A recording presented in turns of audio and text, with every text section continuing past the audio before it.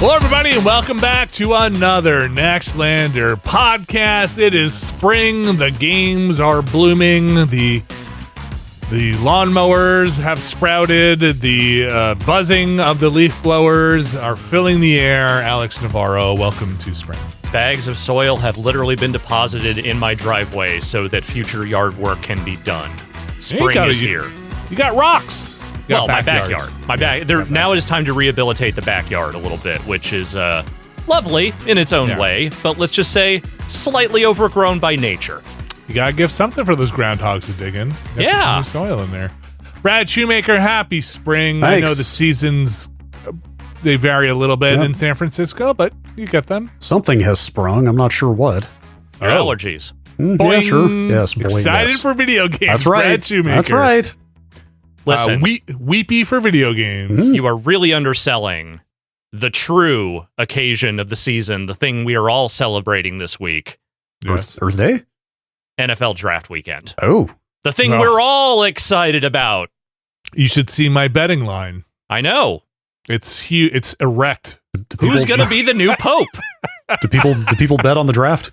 Oh my gosh. Oh God, they bet on everything, man. There is literally betting lines for who will be the next pope Okay, right now. I'm not kidding. Let me step back. Of course, they would bet on something like that. The reason that I would find that surprising is that, like, who knows who the draftees are? Like, are they? Oh, they know. Well, I guess they're all coming out of college, right? So, like, they're probably all very visible from college sports, right? I was just thinking, like, maybe there wasn't that much. I heard an ad for, I think it was, I don't know if it was the Times or another publication that I think has a whole dedicated team for draft stuff. And coming out of college, transition from college to like first picks and drafts and all that stuff. So I don't want to spend too much time on this because I know most people who listen to this podcast couldn't give less of a fuck about American football, and I don't blame you. But what I will say is that every sport has their draft experts. Like, there are people whose entire job is just figuring out who's going to get drafted in the NHL, who's going to get drafted in what order in the NBA. And there is no bigger version of that industry than the one that exists for the NFL. I don't know if you ever heard of the name Mel Kiper Jr., but let's just say for the last 30 years, that man has done nothing but live, breathe, eat, and shit the draft. Wow. That's kind of disgusting, but should get more fiber. I lied. There's two things he does. He does all of that, and then he also makes sure his hair is as high as possible. Okay, that's respectable. Yeah. Okay. But so that's this weekend. I mean, look, I usually watch the first round and then don't care about anything of that stuff beyond it. And I actually literally know almost nothing about any of the draft picks this year except for Deion Sanders' son, who is the lightning rod pick, I feel like, of this year's draft. You either really are excited about him or you think he's going to be one of the biggest busts ever. I have no idea. We were on Never Been a Better podcast. I haven't gotten to this part in the edit, though I'm pretty sure we talked about my fascination / I'll just say it, disgust with announcers talking about betting lines on like sports and stuff. Yeah, it's a nightmare. Did they do that during a draft? Will they run the line under the coverage and talk about the? So, to my recollection of last year, they had not reached that level of depravity yet. That does not mean that won't be the case this year. I don't know. I don't remember seeing any betting lines for who's getting picked when last year, but I absolutely half expect some dude in a fucking plaid jacket to walk out and be like, "This is my lock of the round," like giving you your fucking betting lines for whoever's going to go number one or whatever. I just Googled a picture of Mel Kiper Jr., by the way. Mm-hmm. I've never set foot in a sports book. Yeah. But I just assume that every single person in a sports book looks exactly like that guy. Like, he's got gambling hair. Oh, yeah. Oh, okay. Yeah. Sure. He has the power alleys. He has the high hair. It is absolutely his thing. But the thing is, he's not really a betting guy. He is a draft analysis guy. Sure. Yes. He's a guy who stares at stats and tape and, like, spends 9 months of his year doing that. And then he just shows up one day and he's like, "This is where I think everyone should go." Do you think, okay, this is getting into the weeds here, and I don't mean to it's the right season for it. Deeper into the pollen and the weeds, but do you think he can influence the betting lines by what he says? And if so, can he bet then? I think, okay, I think that a person... What are the weird rules that we have set forth for ourselves? Well, there are no rules, for one thing. Yeah. But the other thing I will say is that I think for as much as Mel Kiper Jr. exists to tell the people what he thinks and where people should go and where they should be drafted, very few GMs give a fuck about what anyone has to say other than their own scouting teams. They are doing what they're going to do. They might read that stuff and they might like wring their hands a little bit, but most GMs are way too egotistical to give that much of a fuck about what Mel Kiper Jr. has to say about their draft order. Okay. Well, when is that? This weekend. I think it starts on Thursday officially. First round is usually on Thursday. Okay, this is again. They're gonna. If you needed any more transparency into my lack of sports knowledge, do people do their fantasy football drafts around the same time, or is that later? That's later. That's usually you usually want to not do that until you're at least halfway through training camp, so you can see who has a season-ending injury and who doesn't. Of course. Yeah. Oh, geez. From preseason. I mean, sometimes it happens. You're in training camp and then you tear your ACL. You know, like that shit does happen every now and again. I know you it? don't want to pre-draft and then suddenly find out your star wide receiver doesn't have a leg anymore. Oh, jeez. Man, NFL, finally, the not problematic thing we can talk about on this show. Yes, 100%. Totally above board. Totally. No issues. Football has never done anything wrong.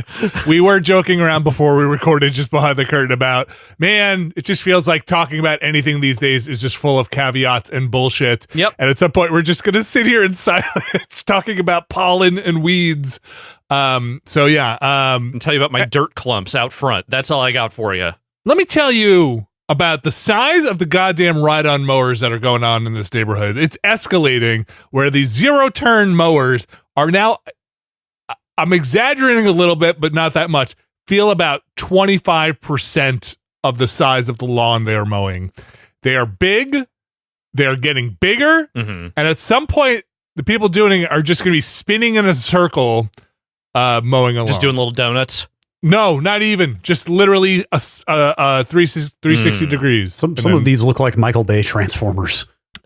They are getting really big. What is a zero-turn mower? I think it can turn in place without moving forward. I see, yes. Yeah. It's got those front swivel wheels on it. Yes. Oh, it's got that crab walk. Dude, these things are huge.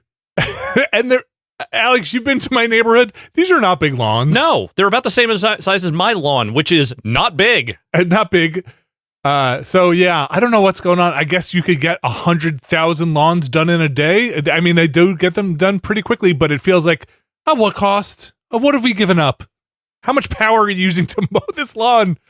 I'm not even a lawn guy or an anti-lawn guy. 65 horsepower is how much power. That's too much. I don't need 65 horses to fucking mow my lawn. On this Optimus Z 48-inch, 24 kilowatt hours stand-on zero-turn mower. Can you? Oh, fuck, shit. I can't get I'll edit it in later. What is the, my cousin Vinny, does that come with the, could I get chrome plates on that? What is the line? When he's, God. Shit, I haven't seen that movie in way too long. I'm not going to edit it in later, but you know what I'm talking about, right? I do. Like, yeah, that come with the, whatever is on it. He. This thing's got a 12 mile per hour maximum cut speed. I mean, that's pretty fast for mowing a lawn. Yeah. Look. There's a place for everything. To be clear, this is a $26,000 lawnmower. Think how many lawns in the suburbs you could do. Yeah, if you're a landscaper, this makes a certain amount of sense. If you're a person who owns a house and a lawn, you must have the biggest fucking lawn in the world if you need one of those. Well, look, there are big lawns in this great country of ours, and people could have whatever they want. And I'm talking about the landscapers who do have this in the suburbs. It's basically just the thing. It just has to go on the lawn and then off the lawn. It's so big. It's so big. Your lawn is done. Give me money. It's like putting a little like bonnet over the lawn and just taking it off, and it's done. It's like a thing just comes down from the sky, just fucking sucks up the lawn, and then rises back up. It's getting out of hand. Yeah, really. They're just gonna do it with a helicopter from now on. I don't even have to upside land. down. Yeah. No. Yeah. Anyway, that's Vinny's cranky lawn moment. Welcome to the suburbs. Welcome to spring. Welcome to NFL draft season. We're here. Right. Yep. Dogs barking, leaf blowers going, and gigantic mowers, mower escalation, and quarterbacks getting multi-million-dollar contracts. Like me. Yeah. Multi-million. Yeah. I mean, look. You're in sports, get paid. Well, now college athletes get paid too. So get paid. Not as much as they would make in the NFL, but they are getting some money now. 15 years? What's we talked about this before. How long are you in the NFL? Like, what's a run? If you get 15 years in the NFL, you did real well.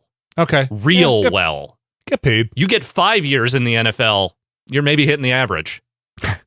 I'd rather it go to the players than the owners, you know? I have some bad news about that. What's up? It's not working out that way? I think the owners get theirs.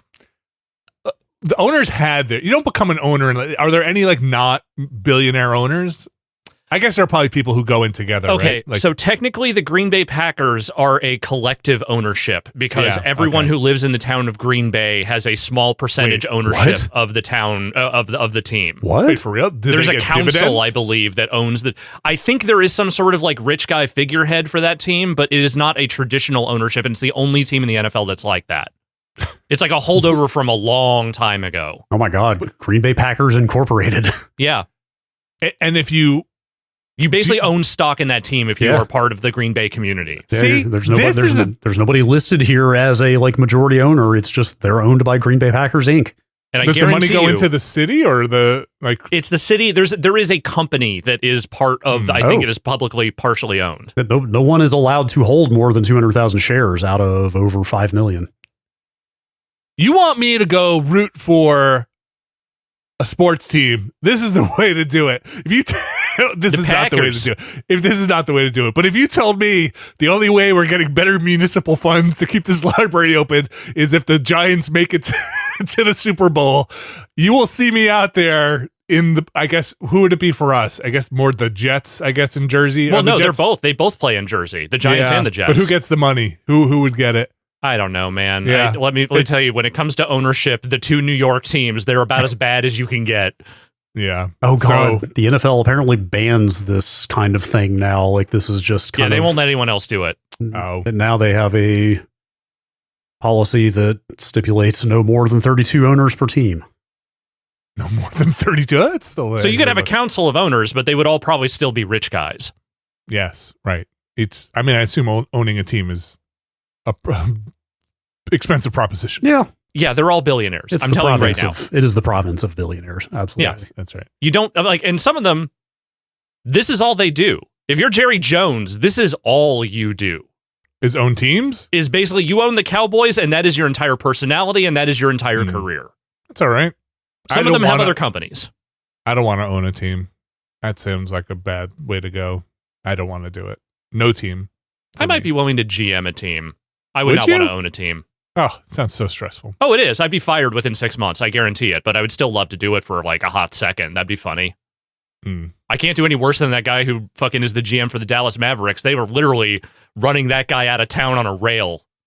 You've like gone so far past my football knowledge. That's basketball. Yep, there we go. Yeah. We talked about this. We actually did talk about this a month or two ago. They traded that star player from the Mavericks to the Lakers, and they got back a guy who is rapidly falling apart in return. Nico Harris, I believe is the name, or Nico something or other.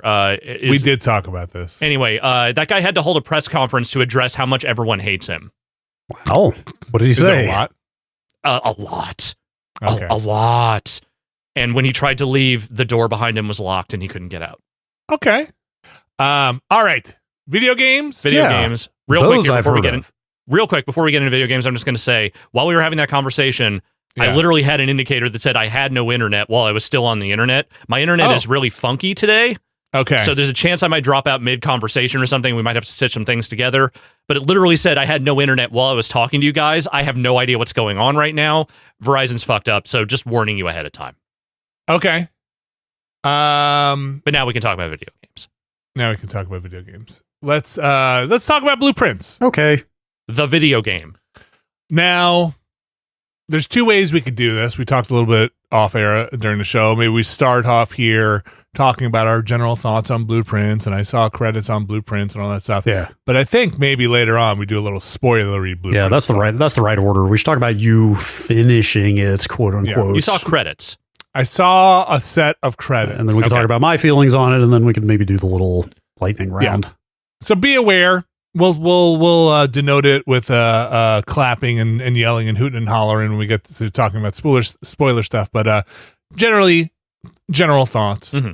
Okay. So seeing credits means opening the 46th room. Is that correct? Because like I understand there is a tremendous amount of game after seeing credits. Yes. Yeah. In our not spoilerish part, I will say yes to that question. That generally is what that means. I have gone into the room, the antechamber. Okay. Wait, is it getting into the antechamber, or there's the that's not the 46th room, right? That's the one before the 46th room, right? That's the whole yes. It okay. is, but that's a whole process to get in there, right?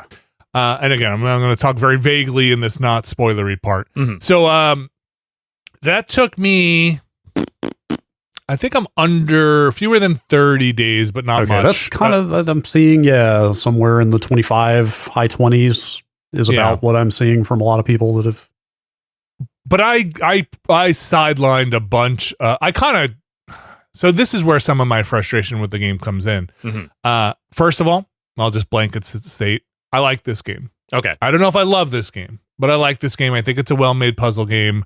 I've got some issues with it, but I generally am favorable on this game. Okay. So I hit the run that I got into the room unexpectedly. Okay. I wasn't aiming for it. I was aiming for something else. I was kind of going to ask if it felt like you sort of lucked into it or you weren't. Yeah. Yep. Okay. That's kind of what I expected it would be like. I just kind of things lined up in a way, and I got the rooms that lined up for me to get in there. And I guess I had enough already in place that I just kind of like, and I had enough steps left over to do the whole thing, and everything worked out, and I got in there. So that left me with a whole host of unsolved puzzles that remain there, and again, not spoiling anything, still remain there to be dealt with. So if in case you're wondering if the game ends or something, you can still continue to explore. Yeah, it sounds like, I'm just intuiting this from kind of bits and pieces I'm seeing on social media. It sounds like there's like maybe a tremendous amount more to do. Yeah, I don't want to, again, not spoilerish part. I know a lot of this stuff is extremely sensitive, so we'll get to it in a hot minute. I'm seeing people talk about having put like 100 hours into the game. Okay. Just crazy shit like that. So that's what I'm going to say here. This is not a spoiler in any way, but the person I know who is most, I'm just going to call it egregiously obsessed with this game to the point where it seems to be destroying their life in one way or another is a friend of the pod and Aftermath's Chris Pearson. Mm-hmm.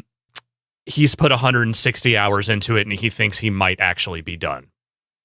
That's a lot of hours. Yeah, he might actually be done.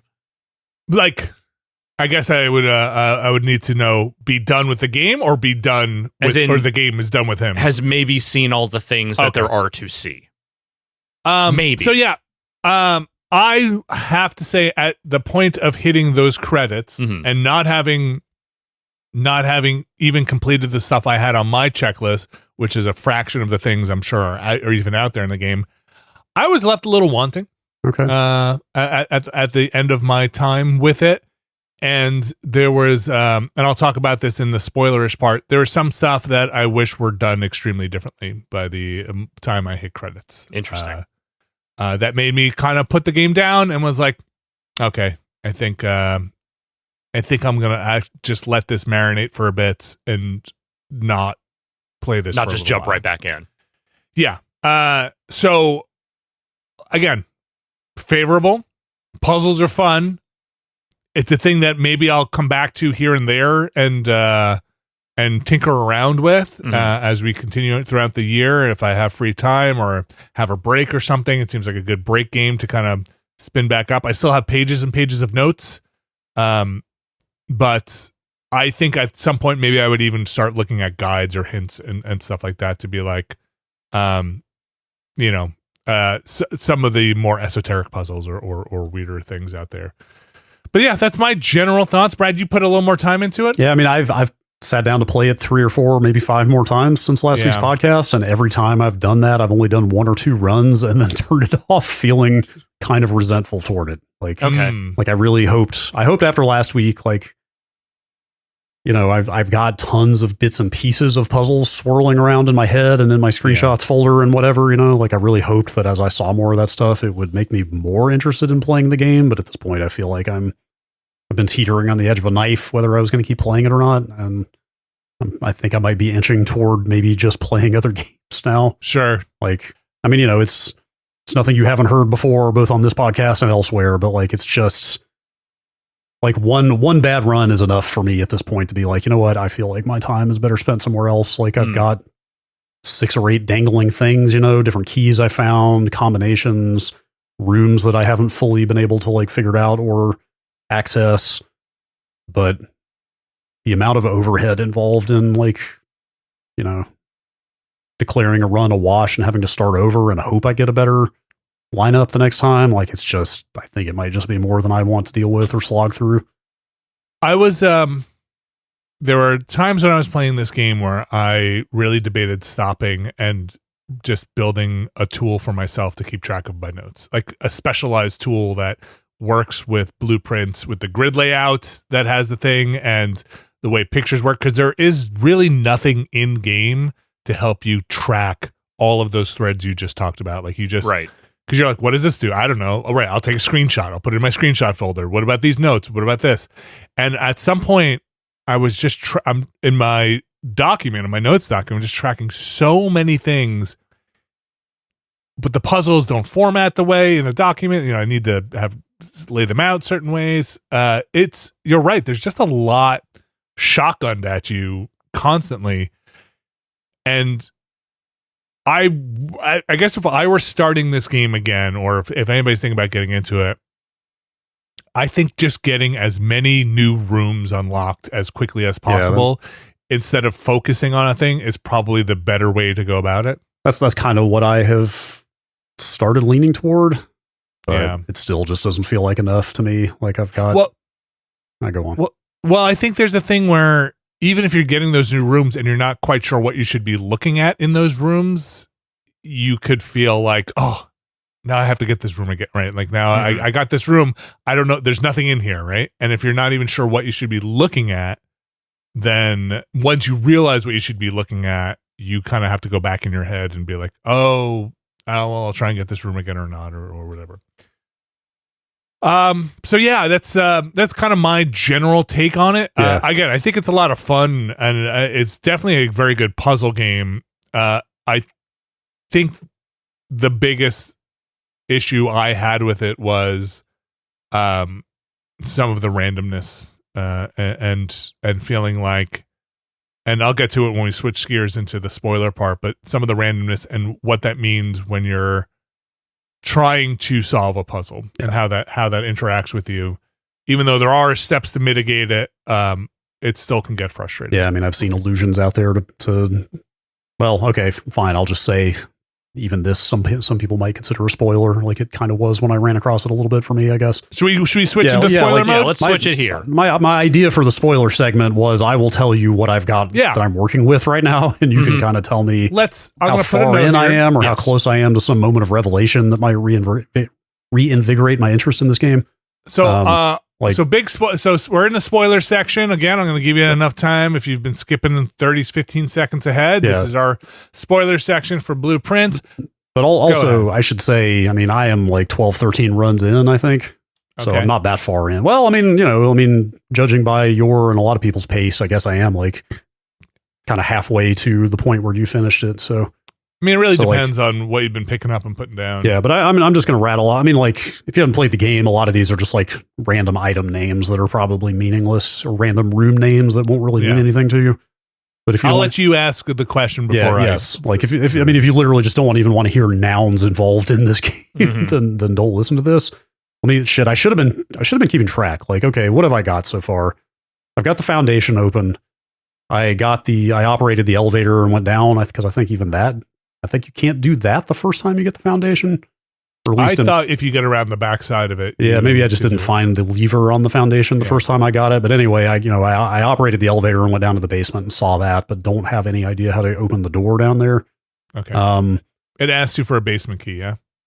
When you go up to that door? Yeah. Is that what it says? Does it say? Or it says like a special key. I think it just says special key. Yeah. Yeah, so I've got the foundation just sitting there. I found the car keys. I found I think this is the secret garden key. Is that one of them? Uh-huh. might be one other special key I found. I found a prism key, but that's also, I think that's just a prism key. I don't think I ever found really? that. Yep. Dude, I found that thing like 3 times and I'm only on like my 12th or 13th run. Really? Nope. The multicolored like rainbow key? Don't think I ever found That's crazy. That thing keeps popping up for me. Nope. Just found it laying around? And I think so. Okay. I think it was just lying there. I can't remember. I wonder if you've opened up some other room that I haven't yet. Possible. Maybe. I found do they call it the Hall of Mirrors or the Mirror Room? Yes, I did get that once. Really? Yeah. So I got that and I was able to hit like 3 of the buttons in it. Okay. I hit one button and interesting. So this is kind of the thing I'm interested in is like what that I've seen. This is also where the frustration lies.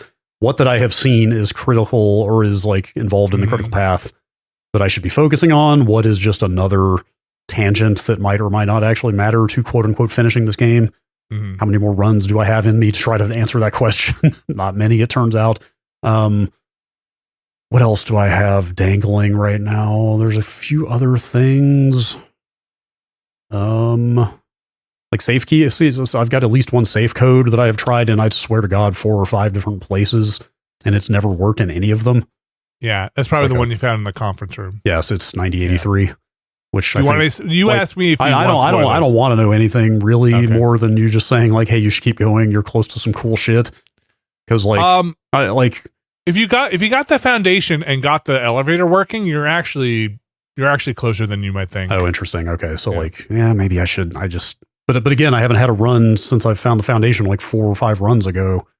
Yeah, where I'm able to get back in there and also have whatever I need to open that door. Right. You know, and also you don't really know if the foundation, again, is that critical path thing, or is it just another weird thing that might or not actually matter? I mean, I guess you can infer from the fact that it's right in the middle of the layout and it appears on every run now that it's probably pretty important. It's a pretty serious part. Yeah, I assumed it was, but things have just not lined up in a way that I could do anything with it. And then, like I said, I keep finding, every time the car keys come up, I'm like, well, I got to get the garage. Like, this is my lead for this run. This is the one thing I can do is I can use these car keys.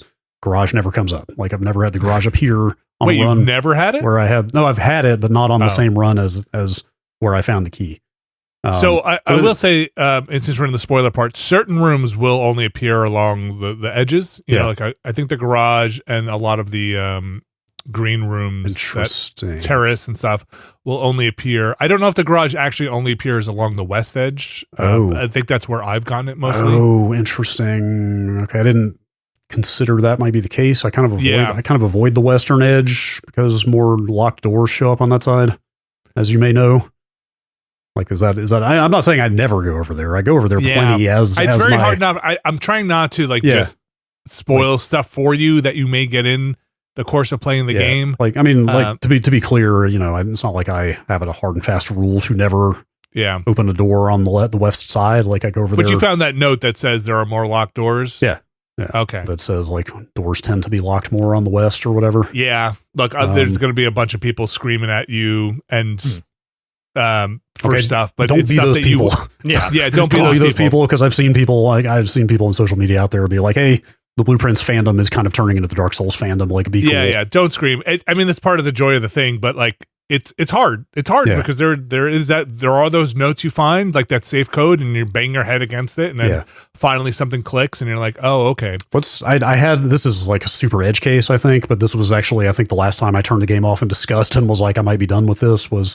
What's the room that's got 7 locked doors in it? You know what I'm talking about? Yeah. I forget. It's like, yes, it might be as well be called the 7 locked door room, like room of many locks or something. It was either the prism key or a different type of special key like that, where it was like, that was my last room. I was like, oh shit, okay, this is the end of my run if I don't. Yeah. But I've got this special key that, like, the key I think was like, excuse me, like you can pick the color of the room you'll get next, or I forget what that silver key does. It might have been the silver key, actually. I think it was that I had. And I was like, okay, well, this is my last option is to do this 7 locked door room, but I've got this key that guarantees me a room of whatever type. Yeah. So I guess that's my out here. So I picked the 7 room locked door thing, went in there and used the silver key, and it was just a fucking brick wall behind the door I opened, which was, again, my last key and my last route. Yeah. And it was like, okay, now I feel misled because the key description says this guarantees you will get a room by opening a locked door with this. Yeah, but are you telling me you just broke your own rule because the locked doors in this 7-door room don't apply? Like, fuck you. I'm going to turn this off. Yeah. That's a rough one. I get that. I avoid that room if I can. It was my first time ever going in that room. I had never even like seen how it worked before, but like, you know how it gets when every other path has gotten closed off and you're like pretty close to the end. And, totally. And I was right you're outside out of gems, you're out of keys. I was right outside the foundation in that case, and I was just like, okay, I need to get in there and try to figure out what's going on with this. Like, just hitting roadblocks like that is just like, that's where my little meter or my needle on the odometer, or not odometer, but the meter is like swinging from intrigued to frustrated, and now I just kind of feel resentful. So I'm going to ask you, I would love to ask you a couple of things, but I'm going to try and keep it for you, not spoilery, but you got the foundation, which is lack of a better term, a non-mutable part of the game, right? Have you gotten anything else that's permanent? In terms of rooms that are always fixed? In terms of gameplay stuff? Probably it's like a jumble in my head because I've been playing it piecemeal. Things that there are things that will help you navigate that you can unlock that are permanent everyday run things. I mean, I've gotten a couple of floppy disks, if that's what you mean, but that's not really what those you are mean. good. Yeah. I don't think that's what you mean. Those count, like where you can upgrade the room. Yeah, there are random items, like there's the compass that I think is the one that guarantees more north-facing routes. That's not permanent. But nothing permanent that I can think of.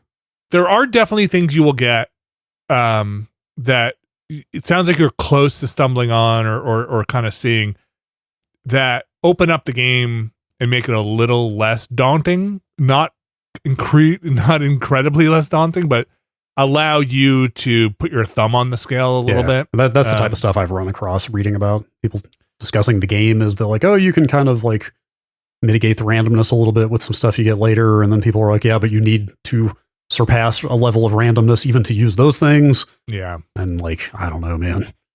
So I think I got 3 out of 4 of them, if people know what I'm talking about. There was one missing on my map when I saw on my blueprints thing when I got credits. And what happened to me was after I got that room, and this is pretty big spoiler stuff, but after I got that room open and saw credits, all I wanted, the game ends, right? You open the door, you get a little bit of story cutscene, very little. You see your character in an animated cutscene opening the door and going in and seeing some stuff. And then I was like, oh crap, okay, you got the game continues and you have inherited the mansion and like, go ahead. And I was like, great, I want to go back and explore that room I just opened because the game went to the credits after. The antechamber was closed again. Oh, good. And I was like, fuck this shit.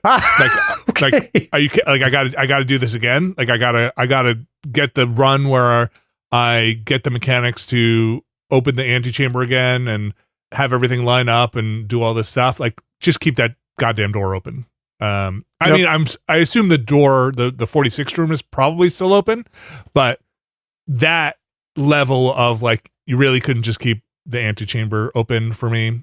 Because I had spent so much time, 30-ish days getting the antechamber open. And like, I had finally stumbled on a run where I got the items I needed, got the room I needed, and was like, oh, damn, it's open. This is great. And I actually did this all in one run. My first time in the antechamber, my first time opening the door beyond it, because there's a lot involved, actually. I did it all in one run. I had like hundreds of steps. Like I was able to do it all and get through it. And I think that having it work out like that really deflated me going back the next day to be like, I had the perfect run and you're going to close this thing out. Yep. And so I stopped there, and they started throwing new rooms at me the next time too. And I was like, oh, slow down, man. Like I'm just still working through. After you had seen credits? Yeah. It was like immediately got some new rooms popping up and stuff like that. So it's a lot. And I did go look up after, it was like, how much is there after credits now that we're in the spoiler part? And yes, it sounds like this is the real Dark Souls starts here kind of thing. Yeah. Oh man, I just don't know. And some of the stuff, people weren't doing spoilers, thankfully, but people were like, oh no, some of those are real motherfucker. Like some of those, the things required to do them. And I had already thought some of those things were a little, not contrived. It is all contrived, but a little tough to get to line up. like a couple of other, give me a thing post credits. Give me one more permanent thing. Give me the magic jackhammer that lets me just bust through a wall once a run. Yes, give me that in my inventory, or give me a thing that is like, something. Something. There are things in the game they give you. You're like, oh, this is really helpful, or this is really helpful. I just needed that one thing to say, like, oh, permanently in your inventory is this ability to open the antechamber door, right? Like that's it. Like a permanent ability. You own the house, now you fix it. I mean, it's such a bummer to me because like what you're describing is exactly my shit. You know, like there's nothing I love more than something like a roguelike or a run-based thing of experiencing friction, starting to mitigate friction, and then finally like fully defeating it. You know, it's like kind of through whether through like increased skill or tangible upgrades, making things easier on yourself. Mm-hmm. And this feels like it's pushing back against that at all times. Like when you talk about like, oh, there are like 4 items you can get that make things play out more in your favor. Like that sounds amazing. Like there's nothing I love more in this type of game than getting my hands on stuff like that. It's just that it feels so not even out of reach, but like I don't even know that it's there. You know, it's like I don't even know what I'm working toward, let alone how to get to it. You know, like it's just they're cool to get. I mean, so in a lot of ways, this is still a deck builder, right? It's still not only because of the rooms you're drafting, but even those items you get, you're trying to put together, use them in combination to put together a hand which works in your favor. Right. Let's just say, for example, again, this is not necessarily how it works. I'm trying to be a little broad here. Is like, okay, you got the disc. You talked about getting the disc. So, this is a real example. I got a disc that let me upgrade the cloister, one of the rooms, to never be locked, and it was one of those green 4-door hallways, right? Mm-hmm. And I upgraded. It's like, okay, the doors in here are never locked, and I was like, awesome. I'm gonna pull those later on when I'm near the top ranks, so I don't run out of keys. And then, let's just say you're able to somehow say to the game, spawn more green rooms, right? And like, now you're you're getting those, and you're just unlocking your way all the way to the top. That's the kind of stuff you can start comboing into being like, okay, here's a big run. Sure, I have seen some of that stuff for sure. Yeah, but so not in combination. Like I can see where some of those building blocks come from and I understand what you're describing. Yeah, so like that's a kind of a neat thing where you're like, I'm going to do this dedicated run for this. But then what happens is you can set that stuff up in the beginning, start your run, and then like you said, you're like, oh shit, I never get this item. Now I have this item. Do I alter my run here to try and switch gears into this other run? Do I use the cloak room or whatever to put this item away? I'll do it another time. I have had this is my own fault, but I have had an item in the cloak room sitting there. And I'll just tell you what it is, because I don't think it's a spoiler, because I don't know what it does. It's like a safety deposit box key that I found, and I was like, I only found it like twice, and I put it in there. I was like, oh shit, that's definitely something I feel like I'm going to come across, and I'm going to want this key. Yeah. And so I've left it in that thing, and I have not opened the thing that I have gotten a room that says it's a vault. I never went in there. It's probably in there. But yeah, that's like one of those things where like, well, I never use this room because, even though I'd like to have the sledgehammer or the metal detector or these other things. I've been keeping the rabbit's foot in the cloak room. Okay. Which just makes you find items more regularly. Yeah. So like, but that only does so much. The metal detector is real great. I think that's a real good item. I've crafted a couple of really good items. Yeah. Like the, what is the room you crafted? The workshop, I think. Yeah. Like I think I've only had the workshop come up 2 or 3 times, and I've only had enough items to even make anything once that I've been in there. You know, it's just like, it's another one of those things of like, man, I would love to experiment and try to, like, this is a major route of inquiry in this game, is to combine items here and see what I can get out of them and what they do, because that's clearly going to be integral to solving some puzzles here. I never even see that room come up. You know, it's like, it's yet another example of like, there's clearly so much cool interlocking stuff in this game that I want to, futz with. Yeah. If I just had the opportunity. I do wonder if maybe at 160 hours, if you feel like you have more agency than not, to kind of dictate the run you're going to have. Because it's really what happened to me. I had such a great run the time I saw credits, and then the next run felt so paltry, and I felt so little in control, and that really kind of just made me feel like that high, and then just plummeted and be like, oh no, this is still going to be super hard to do, to see the things I want to see. And I understand, like, there's a part of me that wants to explore more of that story and the backstory and what's going on here.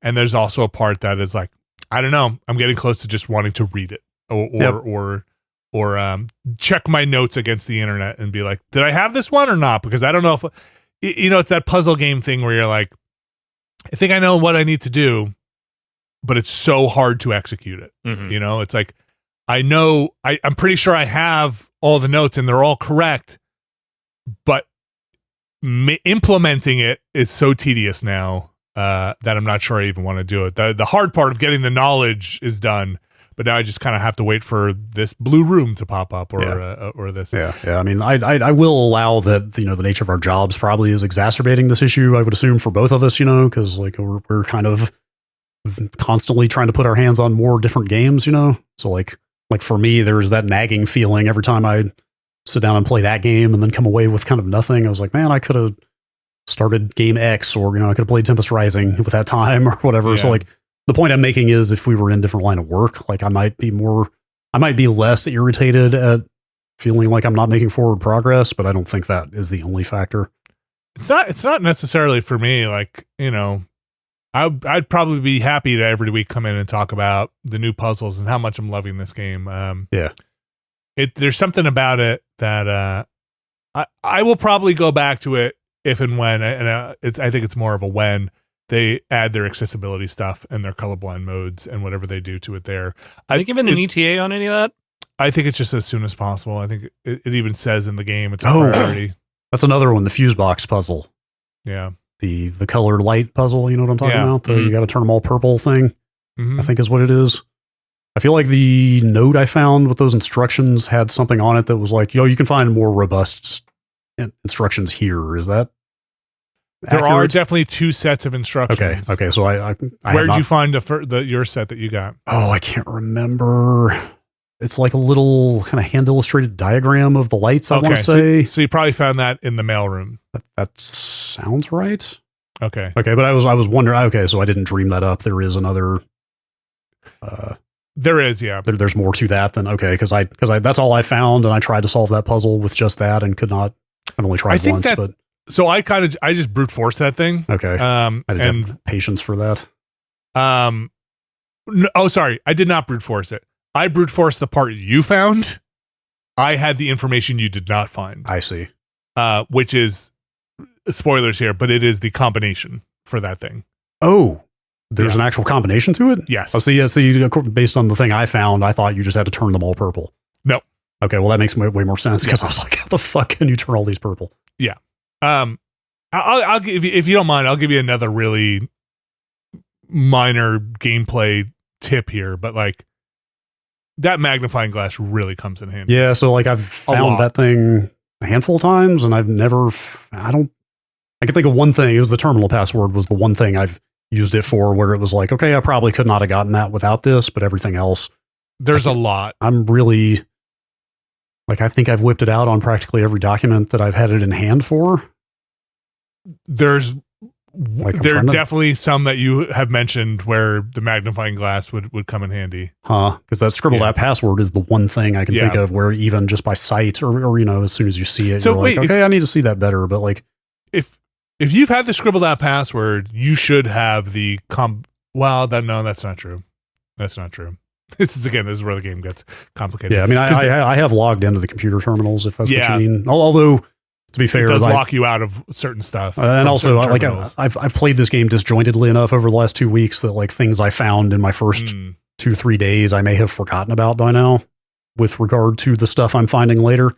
Yeah. So it's possible that I failed to make connections by not playing it consistently. But some terminals can't access all the stuff. Yeah. So yeah, it's also I hate how slow that magnifying glass is. I don't know if you're on a controller or not, but it's like I'm on a mouse. Okay, can you mouse the magnifying glass around? Yeah. Okay, that's probably way better than like the controller. The controller is just really slow to move it around the document. Oh, that's a bummer. Which is just kind of annoying. It like I'm telling you, that magnifying glass will really help out in a lot of ways. Now I've only found it 2 or 3 times, but now I'm like struggling to think what I might have missed with that thing. I mean, I don't want to just tell you outright. Yeah, okay. Well, I mean, if I keep playing the game, I will make sure to use it on absolutely everything I see. I use it on absolutely everything. I just assume everything has some tiny little piece of shit in it that right. And then assume it, and then if it doesn't, it doesn't. But like, yes, it's not just like that scribbled out thing. There's just lots of little tiny blurry text, like stuff you wouldn't even see a hint of without it. Stuff that is intentionally. You cannot see it. Well, but again, you wouldn't even know there was something there without the magnifying glass. That's what I mean. Because like I've looked at usually see a little part of it. Like I've eyeballed everything I pick up when I have the magnifying glass going. Is there anything on here that I really like? Like I found the there's that photo in the bedroom with the safe on it, the Christmas photo, for example. Like I did not find anything magnifying in there. Right. But I mean, that's an example of, something where I whipped it out and looked at absolutely everything. But like most like documents and stuff I look at and I'm like, I don't see any like faint hints of anything in the background or like, I don't see things I should be focusing in on, but there's stuff. I can't decide if I am more or less interested in playing more of the game after this conversation. Yeah, it's stuff you'll slap yourself in the head on eventually. Like you talked about slapper. Talked about finding that postcard, right? And like that is a hint of something. Like that is totally a hint of something. Wait, which one is the postcard? The postcard is the would you say the one, the Christmas postcard, right? In the boudoir. Yeah. Yeah. That is definitely there is a hint in there. And it's something besides the safe, which is very visible on the picture. I don't how much you want, how much you want me to walk you down this road. I'll just look at it again next time I go in there, I guess. Yeah. So it's like you'll be like you might be like fuck this game, or you might be like, oh okay. Yeah, like it's only one way to find out. You're gonna be mad. Like when you find I think you're gonna be mad if you hit that magnifying glass and find some of the things you might be a little fuck this game. But yeah, there's that stuff is kind of, I don't know, there is cool stuff there. I kind of want to keep going, but I kind of want a little more power in the game. Like I want to solve the puzzles, but I want more agency to solve them, Like I think that's where it really hits the friction for me. Like I love the puzzles, but I want to just solve them. Yeah. Like I don't want to fight against the game. What feels sometimes like unrelated mechanics to solve the puzzle. I get it if it's related to the mechanic of the whole thing, but sometimes the mechanic gets in the way. I mean, I realize this is kind of just restating what we've said over and over already, but somebody I follow on Blue Sky put it that this game feels like 3 hours of adventure game stretched over like 20 hours of roguelike, and that I would rather just play the adventure game or the roguelike. You know what I mean? And for me, it would be the adventure game. Yeah. Yeah. So I don't know. Like this would break the game, and it might be in there. I don't know. But post credits, what if you had the ability to go back to any other layout you had already and start with all your footsteps? Yeah. Sure. Like go back to a previous day and just be like, I'm sorry. I thought you were saying you did get that. You're saying you should get that. No, I'm saying like that, even that would be awesome, that right? That would be huge. Like be like, okay, you start with all your footsteps and you all the items are reset in the place, but you get to use one of these old layouts, right? That way I could be like, oh right, now I know what I'm looking for and I have this layout and like save this layout. Maybe that's in the game. I don't know. I mean, it does feel very conspicuous that they save all your old layouts. Yeah, and they name them, and they have like a special name for your layout and stuff like that. Did you ever notice the picture changes on the layout page based on the rooms you had? Yeah, like that's cool. Like I think again, favorable on the game. I like it. I agree with that sentiment. I want to play the adventure game version of this, but sometimes that core mechanic, that roguelike is built into the puzzles, so I get that. But doesn't always have to be. Blueprints. probably the last you'll hear from me for a little bit until I again, maybe when they put those accessibility settings in, or I'm like feeling I need to jump back in there. So we'll see. Stay tuned. That magnifying glass though. See if I pick it back up again by next week. You do. Check those documents. Yeah, I will. I mean, again, I haven't found it that much. I think I've only found it at most 3 times, maybe just twice.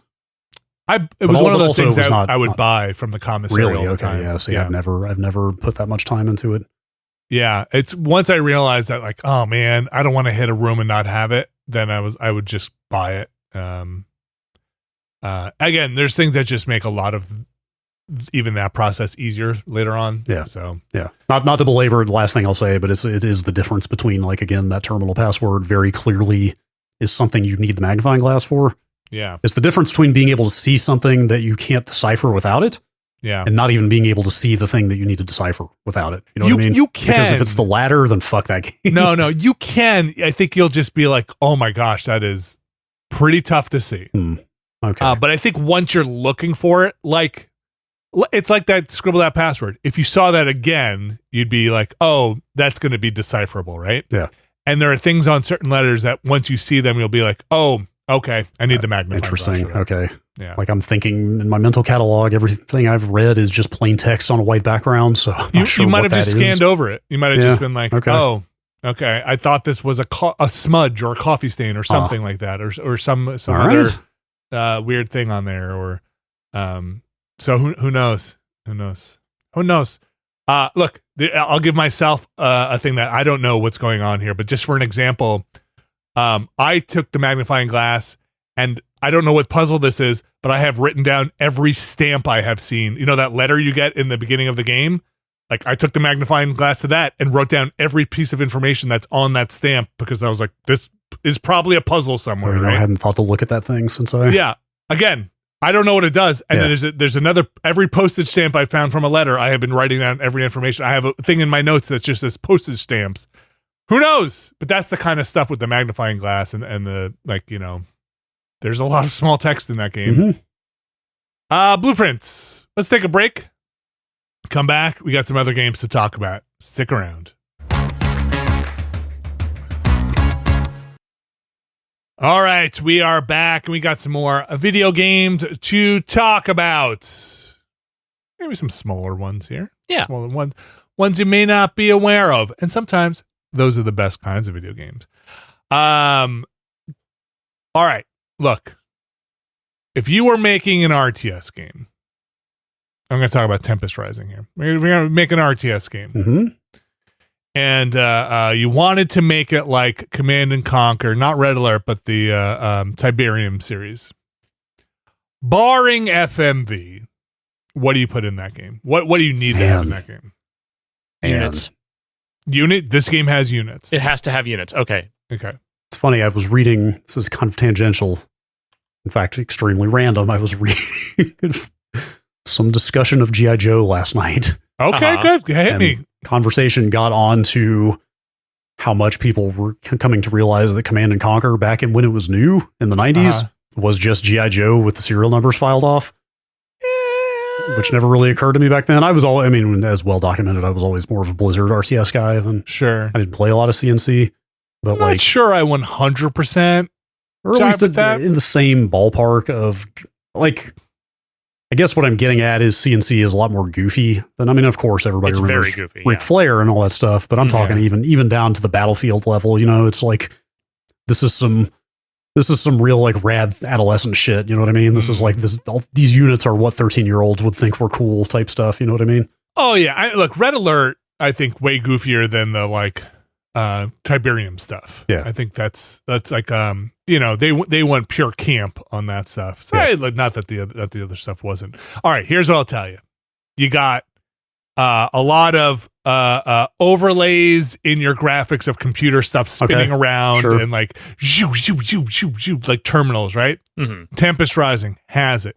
You have character, not necessarily FMV, but talking to the camera because you are the new commander. You have that. You have your two forces, GDI and NOD, and here you have GDF and something else. I forget what else it is. Yeah, that's pretty on the nose. It's Global Defense Force, and there's something else. The other Tempest Dynasty. The Tempest Dynasty. Yeah, it's got a D right there. And you have your units, and it's an RTS game, and you go in and you RTS yourself all the way to a good time. I'm sorry, did I just see some of these buildings have giant hands incorporated into them? Yeah. Isn't that full on like hand of nod type stuff? So I'm not playing, for lack of a better, there is a better term because it is what's in the game, but yeah, I'm not playing the nod campaign. I am playing you can pick. You just call them nod. We get it. Yeah. You can pick the good guys or the quote unquote good guys or the bad guys. Though I will say, when I picked the good guys campaign, I named my campaign "Are We the Baddies?" because I'm pretty sure you're not sure what's happening. Oh, here's the other thing. Tempest. So the setup for this in Tempest Rising is it's the Cuban Missile Crisis went on to become a nuclear war. Like nuclear missiles were found. Okay. Fast forward into the 90s, and a new source of power has started sprouting from the Earth, Tempest. Mm-hmm. And you collect the Tempest this is like a crystal form by chance? This is more plant-like, and you are collecting and fighting over the Tempest, right?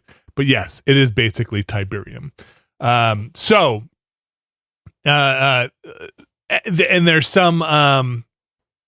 it seems like the Tempest bad guys or quote unquote bad guys are trying to do some arcane shit. I don't know.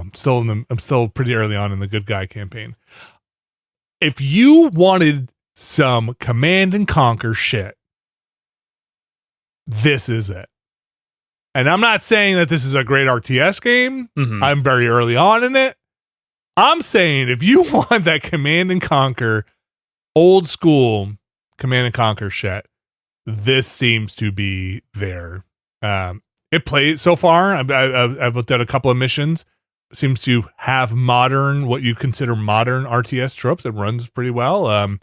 You're grouping units together. You're doing, all your RTS commands seem to be in line. It's got queues. There are multiple trying to think what you'd call it. Like a unit might have two fire modes, let's say, like, it can shoot like this or shoot like that, which is kind of interesting per unit.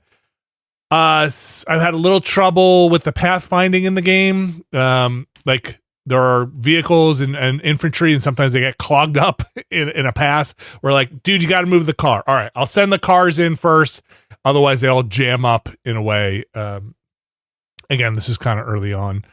It is pretty funny when they kick you over to early on in the game, they kick you over to their scientist and they're like, look, I'll explain to you about Tempest. You actually get dialogue options when you're talking to people, which is, not a thing that's in a lot of RTS games, but they're basically like, what do you want to talk more about? What do you want? And if you're like, what's the Tempest?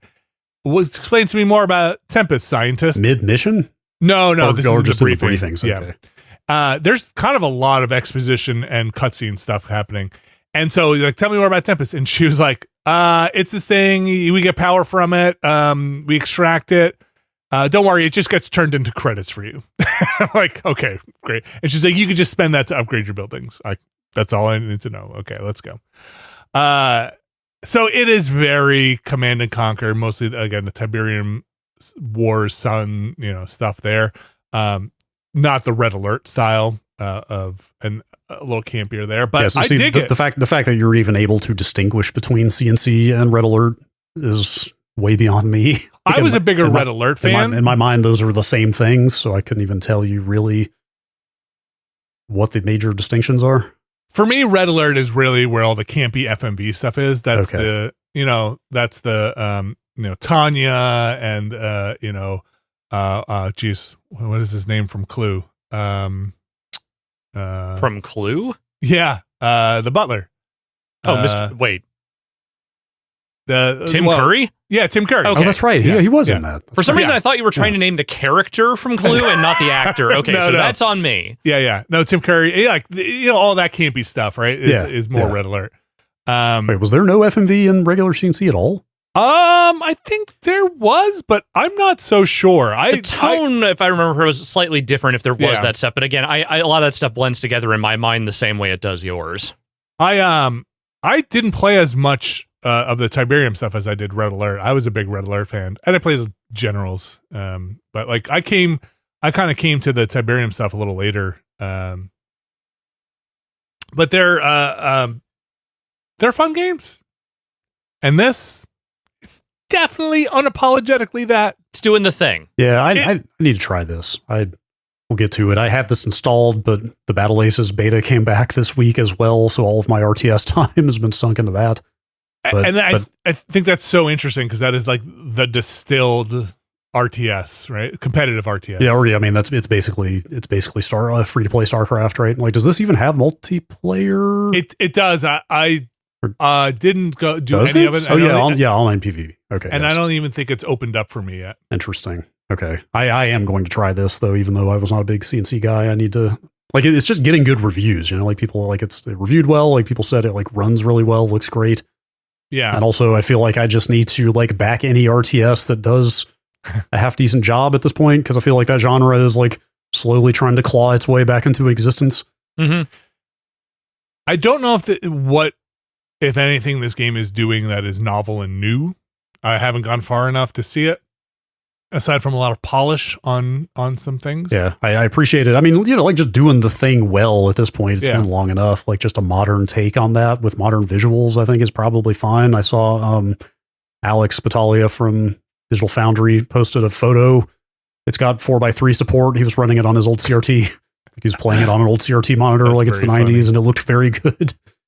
So like just being that kind of throwback, I think is probably fine here.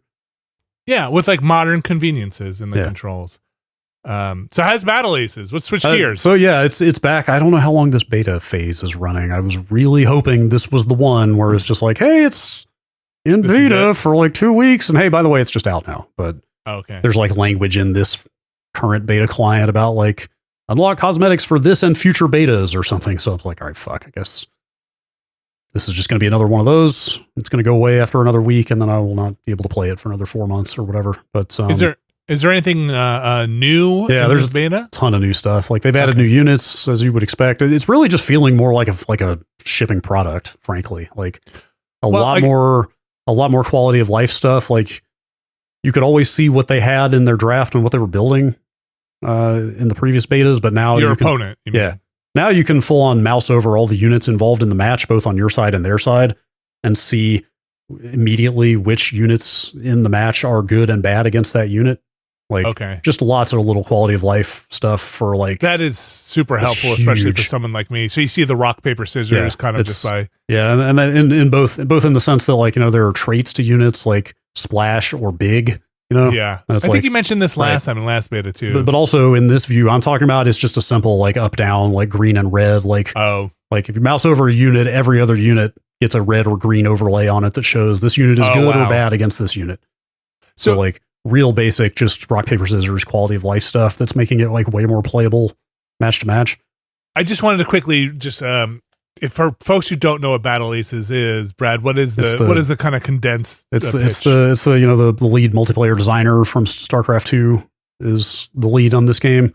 It's the free to play multiplayer only, very much like StarCraft style RTS. Where I feel like this is the top line one. Is the matches are capped at 10 minutes. Like that's the one, right? And over by in like what, like 5? Would you say? Yeah, I would say the majority of my matches are at least decided, if not literally at a score screen in less than 5 minutes. And that's it. It is competitive. There's not really a ton of story there. There's a little bit of like story around the edges, but not really. Like, but this isn't a campaign. You are here to climb a ladder. Yeah. And play multiplayer matches against people. Like literally, if you were somebody like me who just compulsively hit find match on StarCraft 2 for a couple of years after that game came out, this is the game for you to scratch that itch. And you kind of draft, or not draft, but you build a quote unquote deck of units you're going to use in the match. You pick 8 units to bring in. So there's like new stuff that wasn't in before. Like one of my units is not a unit now. It's just a static base defense. Like you get 2 units to start before you tech up. And one of my 2 units slots I'm currently sacrificing on every base I have just has a big gun built into it. So instead of it should. That's one less unit I can make, but instead, and your workers get shields on them. So basically, stop the rush. Right. So like I find myself losing way fewer workers. You might be shocked to hear because my workers have shields and I have a gun.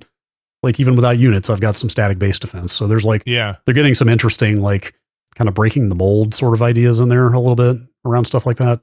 It's been cool. Also, it looks way better, I should say. Like I don't think I wanted to harp on this in past betas, but let's say it looked a little basic before. And like, it's just starting to, like, they've clearly done a visual pass on the graphics. Like it's starting to look more like a modern video game, just kind of like. I'll have to take another look. I actually didn't have any issue with the way it looked before. It didn't. It looked fine, but it had kind of a pretty flat mobile game-ish kind of look to it, I would say. Okay. There's a lot more texture. I remember you using that exact term, I think, the last time we talked about it. Like there's a lot more texture to it now, and there are literally more like grass textures and stuff, but also just like there's more like kind of detail and like nuance to the visuals, and that are not quite as sort of basic as it looked before. It's not a huge difference, but it's starting to look more polished.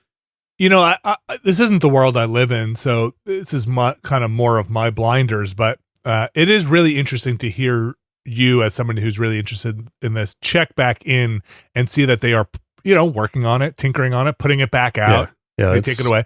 And not just like, we just live in a world that we do pay attention to, where you get the beta is open and the game releases in 2 weeks, right? And it's like, that's not a beta. What are you talking about? I mean, in retrospect, I would guess that in fact, the first beta they opened was actually like earlier in development than I would have thought, you know what I mean? Or more than it was apparent at the time. And I was like, it wasn't, the game's almost done and now they're starting a big long beta phase. It was like, the game is like relatively early and they're just letting people in on it early to start giving feedback and collecting data, right?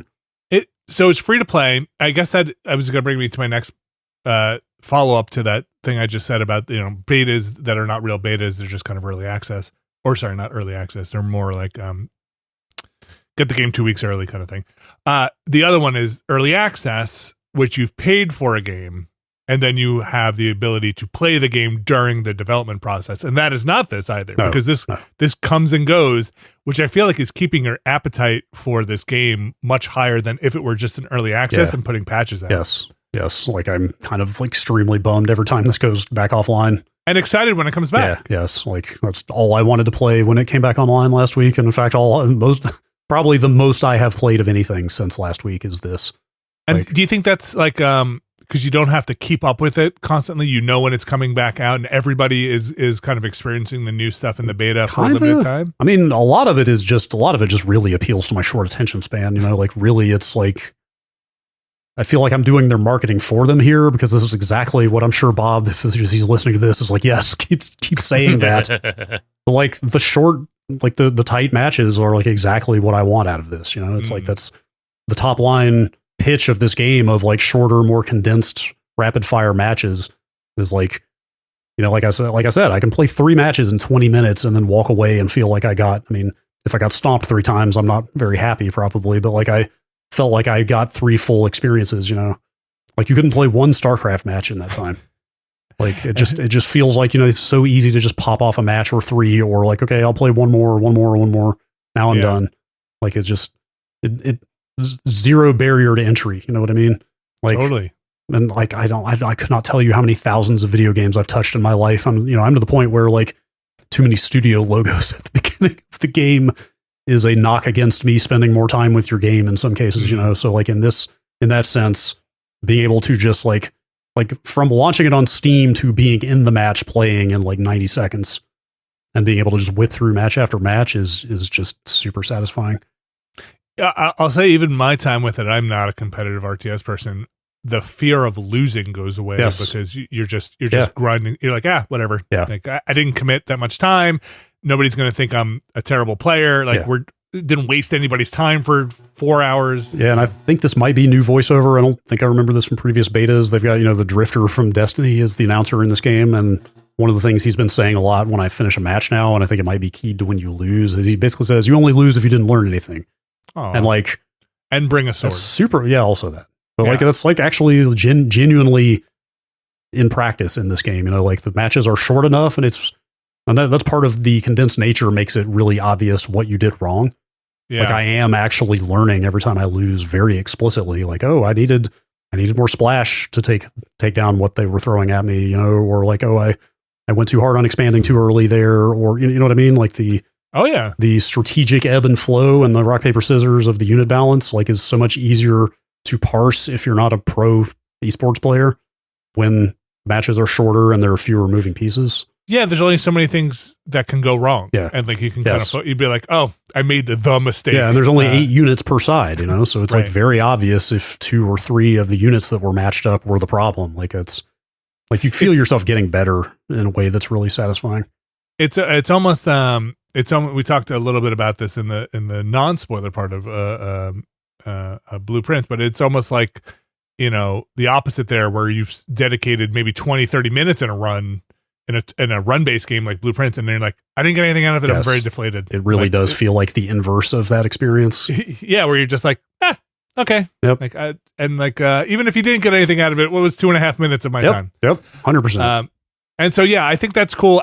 And also I think it's amazing that a game like Tempest Rising, the one we talked about before this, and a game like Battle Aces, I really like Tempest Rising. I want to go play the story. I want to sit and I want to learn all about I just want to get through the gameplay part and get to the dumb story bits and have long matches and build defenses and build turrets and stuff like that. And you've got Battle Aces, which is just get in there and stomp on an opponent. It's just distilled unit balance, basically. Yeah. It's there's RTS. It's RTS. Yeah. Maybe don't count RTS out just yet. Never did. I should mention Tempest Rising was $40 or still is $40. Battle Aces is free when you're in the beta. It's always going to be free, right? When it comes out. Yeah, it's free to play. Do you know how they're going to monetize? Is it going to be like cosmetics? Definitely cosmetics. I'm not sure what else. Okay. It's hard to say. Like this beta, they just flipped on. They were like, "Hey, we learned last time we should just make every unit available to everybody from the jump in these betas because we want them testing unit balance and stuff." So I'm not sure. I know you time to grind it out. I know you'll be able to grind out the units in the final. I don't know if you'll also be able to pay for them or not. Okay, but I just unlock them. Absolutely, in no way are they going to let you pay to make them better units. Like right, a lot of like mobile strategy games I could name. Right, where it's like like, oh, you paid 50 cents so your crabs do 10 more damage per hit or something like that. That would completely obliterate that game. Do you get like do you get buff cards or anything like that for a match? Not that I've seen. Okay. It's purely down to unit balance. And again, there's only 8 slots, so there's really it's pretty streamlined. You destroy your ecosystem, right? Yeah. If you had any of that. Yeah. I mean, again, coming out of like hardcore competitive part of Blizzard working on StarCraft 2, I think they get that the sanctity of the basic kind of multiplayer balance is everything here. Yeah. That is Battle Aces, and that was Tempest Rising before that. Both available on the PC currently. Another game here that I really enjoyed, that it's kind of a throwback, a Bionic Bay. Bionic Bay. And this is $20. This one's available on the PC and on the PS5. I was playing on the PS5. So we talked about this in the Planorama. I was curious about it. They sent us a code, and boy, howdy, I'm glad I played this. I really like it. It's Limbo. Okay. I heard Limbo. Hang on. My ears perked up. I know genres are a mess, right? And my kid was asking me, like, what kind of game is this? And she was like, I was like, and she's like, is it a platformer? I was like, yeah, but not a Mario. It's not Mario. She's like, well, is it an action game? I was like, yeah, but it's not like a Zelda game. And she's like, okay, is it a puzzle game? I was like, yeah, but it's not like so it's an action platformer puzzle game. It is a Limbo-esque game where you are locked 2D for the most part. I haven't finished it, so take that with a grain of salt. From what I've played, do you remember the game Swapper? Yeah. Yes. Okay. It wasn't the Swapper, right? It was just. It could have been the Swapper. Yeah, okay, I don't remember. Okay. Is that the game that was episodic, wasn't it? Or no? Ooh, no, I think you might be thinking. Oh wait, I don't know what you're thinking of. No, I think I'm mixing this up with another 2D kind of puzzle platformer. This Swapper just basically had a mechanic where you can swap your character around, right? So the main hook in this so far, again, stuff might be coming more. I'm not terribly far, but the main hook in it is that you can tag something and then swap places with it in the puzzle. But it's very kinetic. It is a very physicsy kinetic kind of run through this game where you're moving very quickly, swapping places with things to solve puzzles so that you can make jumps or get something takes a shot for you instead of you taking the shot. It's just cool and feels good. And I really, really enjoy moving around in the world. You just don't waste time in it. And the checkpointing is for a puzzle game like this. It is just like, because you're cruising through stuff and then suddenly like, bah, I'm dead. And you're like, okay, just start you like a second before you get died. back in there, get going. Yeah. Yeah. It's like dense with puzzles. And then they give you a nice breather of a loading screen, not a loading screen, but a transition to another area after you've completed an area, which is nice because you're like, okay, I'm gonna put it down for now. This does look really satisfying. Like you can almost kind of get a sense of how it feels to play by looking at it, because like the movement is tight enough that the controls would have to be tight to keep up with it. It's pretty tight, but it's not like super tight like a Meat Boy. But it's because there is some like wiggly, floaty stuff, but it feels right. Yeah. Like it feels tuned to it in a way that I have not been frustrated with the controls. It's like very ragdolly. The character, you get squished a lot, burned a lot, and your pieces go flying. It's just fun to feel like you're. The swap mechanic is just cool. It's just like a cool mechanic in it that's not breaking any new ground. They have just arranged all the pieces to make a very satisfying puzzle action platformer. It's a PAP. If you will. Yeah, of course. I don't know what those games are called. It's actiony for sure because it's pretty fast. It's called Bionic Bay. Again, I'm playing on the PS5. It's $20. Worth checking out some videos of it if you want to take a look at it. I love when these kind of games come along. I know it's not. I'm playing on PS5, but this is howdy boy. This is the definition of an Xbox Live arcade game. Okay. of old. Spiritually, we know what that means. Oh my gosh, Yeah. yes. It just feels like it. And 15 years ago, you would have been talking about this and Splosion Man and all day long. And Limbo, for that matter. Yeah, and now I just feel like sometimes games like this just get caught in the shuffle. And it's a very big shuffle these days is the problem. There's a lot going on out there. So check it out if you're interested. If that sparks joy in you, go check out a video. If there's a place to play it on stream, maybe I'll do that. But it's cool. I've liked it so far. It's probably the thing I'm itching to get back to, because I also can't imagine it goes on too long. And I think there's some new powers to be had. So that's Bionic Bay.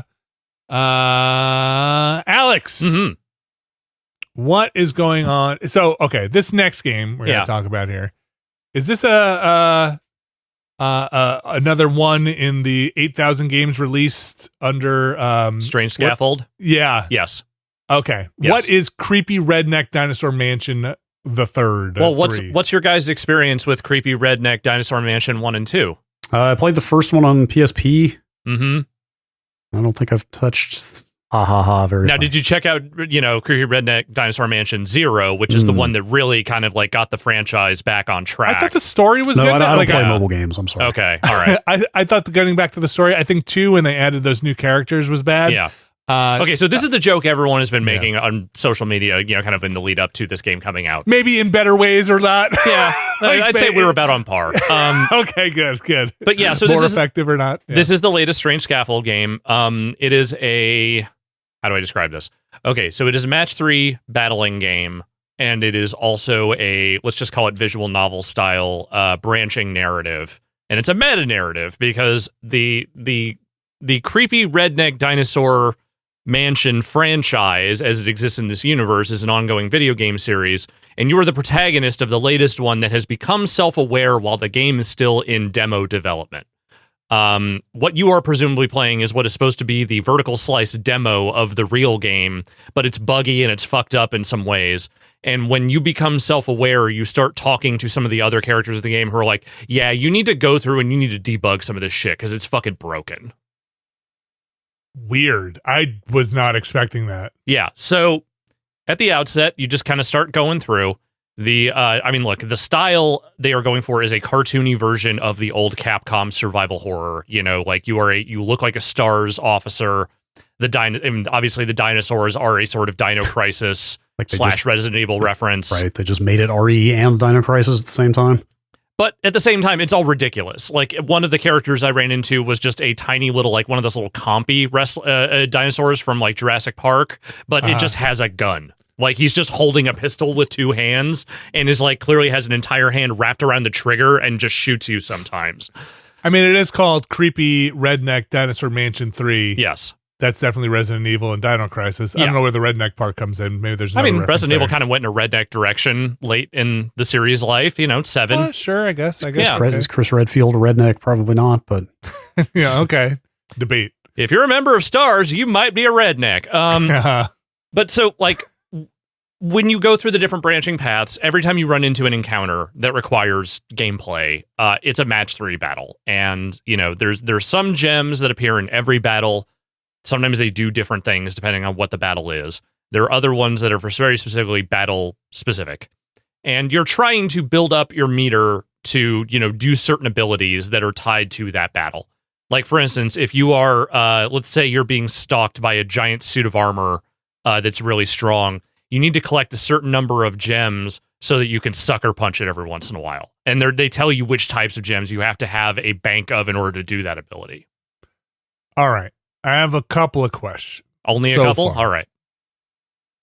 Is the gameplay in the game a match 3? In the game in the universe? I don't know. It's none of that is where I'm at in it. They're not making any really hard or fast claims about like what that game is supposed to be. Okay. This is just what you are doing as the person who is now tasked with trying to unbreak this demo. And are you as you're debugging it? Are there 2 people? Is there you, the player, and this other character in it, or are you the same person? The term "the player" has not really been used at any point. JJ becomes self-aware, does not know he's in a video game until he runs into the shopkeeper, who is also the original first boss of the first game, which again it only exists in canon here. And he just sort of talks you through everything you need to do. There's an evil version of you running around, but how evil he actually is up for debate. He keeps saying, I'm not actually evil. They just program me that way. I'm actually trying to help you. You can decide to trust them or not. And so the way the story kind of gates itself and the way the progression kind of gates itself is that you have certain abilities that you need to unlock certain branches of the different paths. Some are just open. Some you can just explore freely. But sometimes you'll run into a thing. It's like, you can't open this door yet because you are not strong enough. Or, you can't go down this path because you're not enough of a coward yet. And so, wait, what? Yes, there's a coward meter. There's a number of different meters. And so you kind of go back and sometimes you'll end up repeating things, not just when you die, but just because, hey, you hit a dead end here, can't do anything yet, come back another time. But none of these things are that time intensive. Like the battles themselves are a few minutes long. If you end up having to redo a thing a couple of times, maybe you have to skip through some dialogue again, but that's kind of it. Okay. How are you enjoying it? It's fun. It's really goofy. Like it's not a game that obviously takes itself very seriously. The match 3 gameplay seems like it's pretty solid. Like I'm certainly enjoying it enough to keep going. The little nods to game development and the meta narrative I think are funny. There's one point where you just walk into a library and it's like they haven't drawn in any of the colors yet. So it's just like this kind of like black and white sketch art version of it. There's another boss fight you run into that's glitched, so you have to use a wall dive trick 4 times to get out of that boss fight because you can't kill the boss. The only thing you can do is use a speedrunning trick to get out of it. And you're doing that by match 3. By match 3. Again, you were hitting you were hitting the check marks through the match 3 gameplay. I looked at a screenshot. It seems like this match 3 game is not going to have color issues. It looks like they are all shapes. Yes. Different shapes and colors. Shapes and colors, yeah. It looks like it's not going to be too confusing to go through. That's cool. Yeah, it's neat. I mean, it doesn't seem like a super long game. It seems like a thing you could probably polish off in a few hours if you really spend some time on it. I've read it's like 6 to 8 hours or something. Yeah, that's fine. And that's like for a game like this, that seems like exactly what you would want out of it. Yeah, $20. I started to play it because I see match 3 and I started wanting to match 3. Mm-hmm. But it sounds like the match 3 might be more on the back burner. I mean, it sounds like this is more a vehicle for the kind of meta storytelling. It is, but I would say the match 3 gameplay is still good. Like, it's not overly complicated, but I think it's engaging enough that I was having fun doing the actual gameplay and not just trying to get to the next story bit. All right. I'm curious. Yeah. I fell in love with Puzzle Quest. Oh, yeah. And I think so did some of the people who made this game. Okay, I was going to say, you've got big shoes to fill if you're trying to take up a match 3 place in my heart. Mm-hmm. Yeah, when I saw this, the Puzzle Quest obviously was the immediate go-to. Yeah. One of the greatest games of all time. No, I'm serious. I think original Puzzle Quest, 100%. I mean, that thing really took The Office by storm when it came out, I remember. I think its shadow over the industry is a lot larger than people give it credit for. I mean, it's like, holy shit, at the time, it was just like, who the fuck would think to do this? Yeah. How did nobody ever think to do this? Yeah. Yeah. But that was in the pre, everything's an RPG era. And also very early in the idea of independent game development being a more, I don't know, just bigger than what it was. Like, that game kind of felt like it just sort of wandered in out of nowhere and then just kind of fucking kicked everyone's ass. That was before, was it Dr. Ray, I think, who made the famous statement about, like, RPG is the gravy on all of our games or something like that. You know what I'm talking about? Totally. Yes. Just like every game's got stats and leveling up now. I didn't know it was him. I could be conflating a bunch of things in my mind. But I thought I remembered that being Dr. Ray too, but I could be wrong. Okay. Where everything is look, Puzzle Quest had a release like a couple of years ago, 5 years ago or so. There was like a Puzzle Quest 3 around out there. Yes, might be right. I don't know if it was. I can't remember how long ago that was, but I do think that happened. You're right. 2021 actually is when 3 came out. So I don't know who's doing it, who's putting it out. I'm gonna say original Puzzle Quest, fantastic, great game, landmark release. Where did you play it? What? PSP? Yeah. That was the only platform at first, right? Wasn't it just a PSP game? I think I previewed that game. I want to say I had I played it pre-release, if I'm not mistaken, and was just like, holy shit. I don't remember. In my mind, that thing's on everything, so I don't remember if that came later on to other platforms. It was also on DS at launch. It looks like PSP and DS, but I think I played it on DS. PSP had such a bigger screen. Who wouldn't play that version? Well, beautiful handheld. I didn't own a PSP for a long time. I had the Office one I would use for stuff, but I had a DS pretty early on, so I think that's why I went that route. That DS version was totally fine. Totally did the job. Yeah. There's something about the PSP. Yeah. No. This is not me being anti-PSP. Every time I pull one of my PSPs out of the box when I'm going through stuff, I have to like fiddle with it for a little while. There's just something like the Vita did not, despite being practically the same thing, like didn't match it somehow. It felt less novel. Wait. Yeah. The Vita felt less novel? Yeah. I also think the PSP actually had a better game library, ultimately. Yeah. Obviously, stuff like Lumines and Puzzle Quest had a lot to do with that. Well, look, brother, there was no sequel to the Vita, okay? True. It's should say enough about that. True. Say it enough times, eventually you'll conjure it. No, yeah. It's nice hardware, though. Nice looking hardware. Yeah. Very sleek. But yeah, shitty batteries, though. But that's creepy Redneck Dinosaur Mansion 3. Which is pretty good. $20 over on the PC. That is out. There is other stuff out there, but we'll probably get to it next week. There's also an embargo up next week. Yes, there is. I did play more AC Shadows. Maybe we'll talk a little bit more about that when we get to the news section. But I don't know, man. I'm going to keep playing it. I like it. I'm not that invested in a lot of what's happening. I'm just killing people because they're on the map. I think every time I go into it now, which is like I touch it and I go into it and I spend maybe an hour or two, I'm like, all right, I'm just going to finish this up. And then I totally get sidetracked. And it's like, I think I'm just ready. To go finish it up. And then I'm like, on my way here. How will you know when you're finished up? When everyone's dead. It's going to take a while. 80 hours. We'll see. Yeah. We'll see. I meant maybe half that. Let's see. You got a lot more killing to do. Yeah. They just keep making groups, and everybody hates them. Yeah, there's a new circle of people who all suck. You got to go kill them. Let's go murder them. I don't know why. You don't know why. No, why? No, they're corrupt icons. I don't know what that fucking means, but I got to go kill them. Found this note. Now they got to die. Said they're evil. All right. We're going to take a break here. We're going to come back. We're going to talk about the news for the week. So stick around. And we are back. And so are the Nintendo Switches. Whoa. 2s. So I was taking it again. They smuggled them across the border. And we are back. And so is the Nintendo Switch 2 in the United States because of what happened. Let me take it again. Sorry. This has got to be a cleaner way.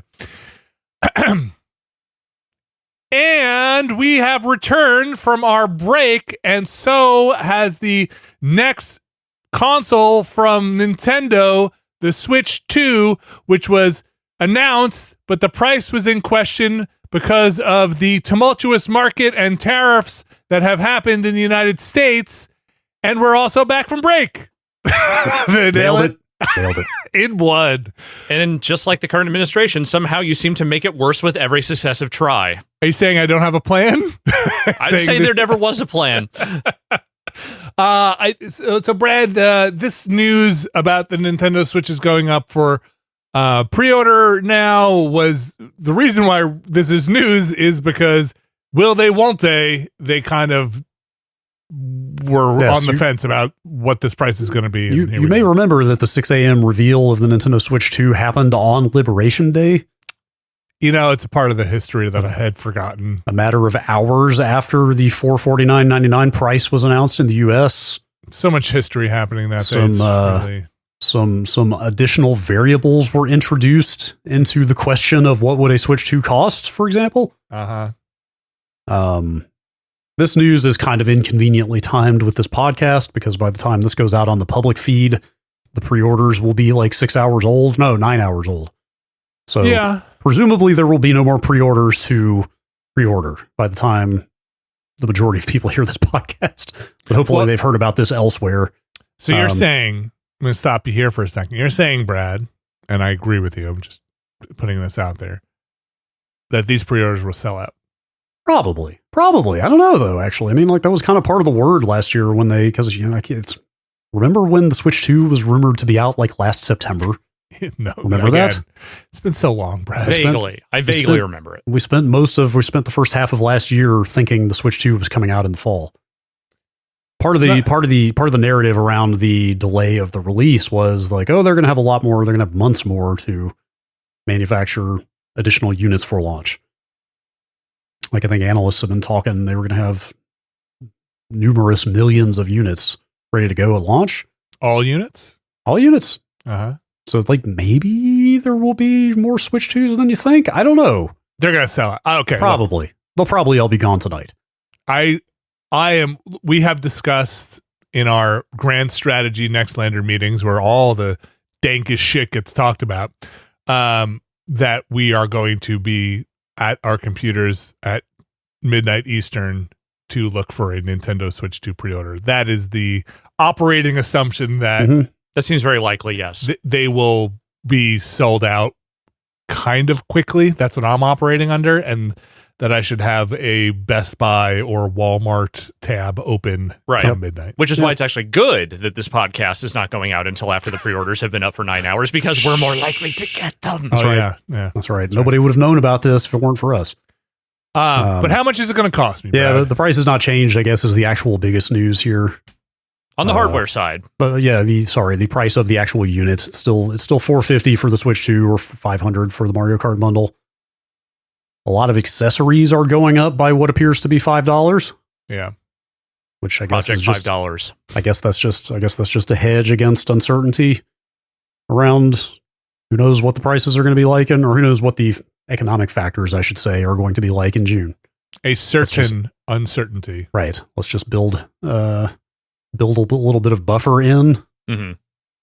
And these are US dollars, and this is so I probably should have looked this up beforehand. I don't want to put you on the spot here, Brad, but this press release from Nintendo is about the US stuff all happening. Was there any peripheral increase in the rest of the territories? I don't think so, but I don't think so. Okay, so this is, again, this press release is all pre-orders begin in the US. In the US, yeah, because all those territories, pre-orders went ahead as scheduled. Which was, I think, the 9th, right? Did they sell out? It was like 2 weeks ago. I think so. look, we live in America. We don't pay attention to the rest of the world. Okay. True. Yep. Okay. That's our prerogative, and we will all burn for it. And now we're not allowed to. That's right. There's a tariff for actually looking at news that comes in from if the you outside. think about Europe, it's going to cost you about $5 That's right. And, or euros, whatever. I don't know what the exchange rate is. Yeah. So yeah, I mean, some of this stuff was already getting a little pricey, like the Joy-Cons. It's really the Switch 2 Pro controller at $85, which is you know, I looked when I saw this story when he sent it around. I started looking up, you know, what's gone up, what's gone down, and then I started looking at Switch 1 peripheral prices because a lot of those things will work with the Switch 2. Yeah, and seemed like the Pro controller a little harder to find, but if you're looking for one used, you can get some pretty good prices on it. If you enjoy pastel colored Joy-Cons, they can be had a little cheaper. Okay. But some of the other ones, the more non-pastel-y colors, still $75 out there. Or 80. Well, 80 on Nintendo's site, it looks like. Okay. Yeah, and that's going up to 85, but you know. Well, 85 for the Switch 2 Pro controller. Yeah. 95 for Joy-Con 2s. $40 for that charging grip and $14 for the strap. $14 for a strap? That's some Apple math right there. That is some have that straight little up bit of iPhone plastic math. on it. It's got that plastic. It's got a little hood that goes over the thing, right? It's true. I don't think that's $15 worth of plastic. Now, I mean, look, accessories we all know are a high margin business. Yes. You think that camera moves? Here's my prediction. I think that camera is the last thing they'll be able to pre-order 24 hours from when these go up. I think you're probably right. I think that camera's not moving. I could see that for sure. Is one going to move to you? No, you can plug other cameras in. Yeah, I can use. I have like 3 unused like 720p webcams. I bet I could probably throw one of those on there.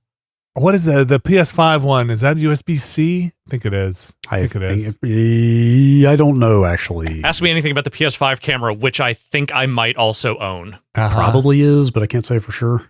Okay. Anyway, I'm gonna be up there pre-ordering. In your pre-order madness, as we go through this, bundles, right?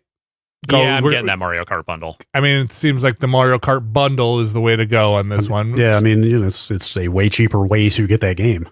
And then substantially cheaper. Mm-hmm. So I'm just what's our we actually didn't go over our battle plan here. Bundle, barring the bundle, Switch 2. Yeah. No, bundle or death. I gotta imagine. I hope this isn't the case. I really hope this isn't the case. That the bundles might sell out before the other one. I was going to say it might actually. I wonder if it would actually increase your odds of getting one to go for the non-bundle. If this is a stroke of midnight mad rush, which I'm so sick of that stuff. I collect a lot of things. I'm so tired of that. Why would they do midnight? Like, this is one territory. I know. It's not like you're trying to align with this, like the same thing in Japan. Well, what's a better time? Like, middle of the night. Yeah, but middle of the day, people are at work. That sucks. Yeah, I guess. I feel like there's just a hair of the companies wanting to make you work for it. Maybe Nintendo's super pissed at the US. No, it's more that just like deep down at the core of all these companies that do these sorts of drops, there is a degree of repulsion they feel toward the very people who would do this. So it's sort of this like, you're dumping the slop in the trough and just saying, all right, go nuts, piggies. Maybe there's some weird thing we don't know about where this actually has to be on Thursday and not Wednesday in the US Eastern time. Like it's this actually can't be for sale and we want to get this up as early as possible on Thursday. The stroke of midnight on Thursday. What could that possibly be? Who knows? I mean, don't do it from 12 a.m. to 7 a.m. because that sucks also. And then people are at work and that sucks. And then after 8 o'clock or something, maybe then you're fucking over West Coast people because they're still at work on office hours. Here's what it is. Everyone's home generally between the hours of 9 p.m. and midnight in the United States. I'm not saying everyone. I'm saying they can bank on that. Yeah, but this disrupting people's sleep patterns is not great. Not disrupting shit for me. I can tell you that much. Gotta make that sacrifice for that Switch 2, I guess. Anyway, that's our plan to buy a $500 Switch 2. Just like we drew it up at the beginning of the year. And it's probably worth noting in their press release that they are like, look, we're launching this at this price. We'll see how it goes. We are not making any commitments that this price stays at this price. Other adjustments to the price of any Nintendo product are also possible in the future, depending on market conditions. Which has always been the case, but just feels a lot more relevant right now. Typically, market conditions are a little steadier. Also, typically, you expect the price of a console to generally go down as we get further away from launch, as we've seen with the PlayStation 5. Not always the case. We live in a new world. One of the many things that are being pioneered in this generation of consoles. Paying more money for them after the fact. After the fact. Console appreciation. Yep. I guess also probably worth noting out if you are not paying attention to this, and look, if you are unfortunately using this as your only news source, that's on you. But the software is still slated in the States here, $79 or $80 for Mario Kart World and $70 for Bonanza. They go out of their way to mention that stuff has stayed the same. Yeah. I assume for retail as well. Yeah, for the time being, it sounds like. You think those are sitting here? Somewhere in a warehouse somewhere. The games? Anything Nintendo Switch 2 in bulk related. You mean in country? Like they've crossed the border already? Yeah. Probably, right? Probably. I'm certainly not a logistics guy, but I would think that waiting till the very last minute might be risky, but I don't know. Have you considered the possibility that they've just been sending U.S. employees out on a lot of Japan excursions for unscheduled ones, and then when they come back, they have 4 Nintendo Switches taped to their legs, like shaking them out in the yard? Yep. I've not. I mean, you hope they're putting them on their legs. Is it just a stack of Switch 2s with a hat on it sitting next to them? Yep. 3 Switch 2s and a trench coat. Please don't wake my friend. He's dead tired. That's right. We have to switch planes. Boo. Yeah, well, this is what you got. These are the jokes, people. When is that thing actually coming out? June 5th. Okay. Yeah. Soon. Hey. It's going to be weird for me and a few dozen other people. I mean, this is probably almost nobody listening to this podcast, but Summer Game Fest is like 2 days later. Okay, there you go. It's going to be weird potentially being at that with like everybody's going to be staring at their new Switch 2. Well, you hope so. We'll see what the availability is for this thing. Yeah. Look, I have to imagine this is some real pulling shit out of the clouds. Trying to wish cast some shit here, aren't you? No, I have to imagine these are in the territory in some form or another, or Nintendo's not going to eat 150% tariff on this stuff, right? In the getting these. I mean, do we know for certain? Has there been any comments in the social media sphere about where these are getting assembled and shipping out from? I would just assume China, but it could be Vietnam or somewhere else. Nintendo moved a lot of their manufacturing capacity to Vietnam some years ago to avoid exactly the situation that they're in now.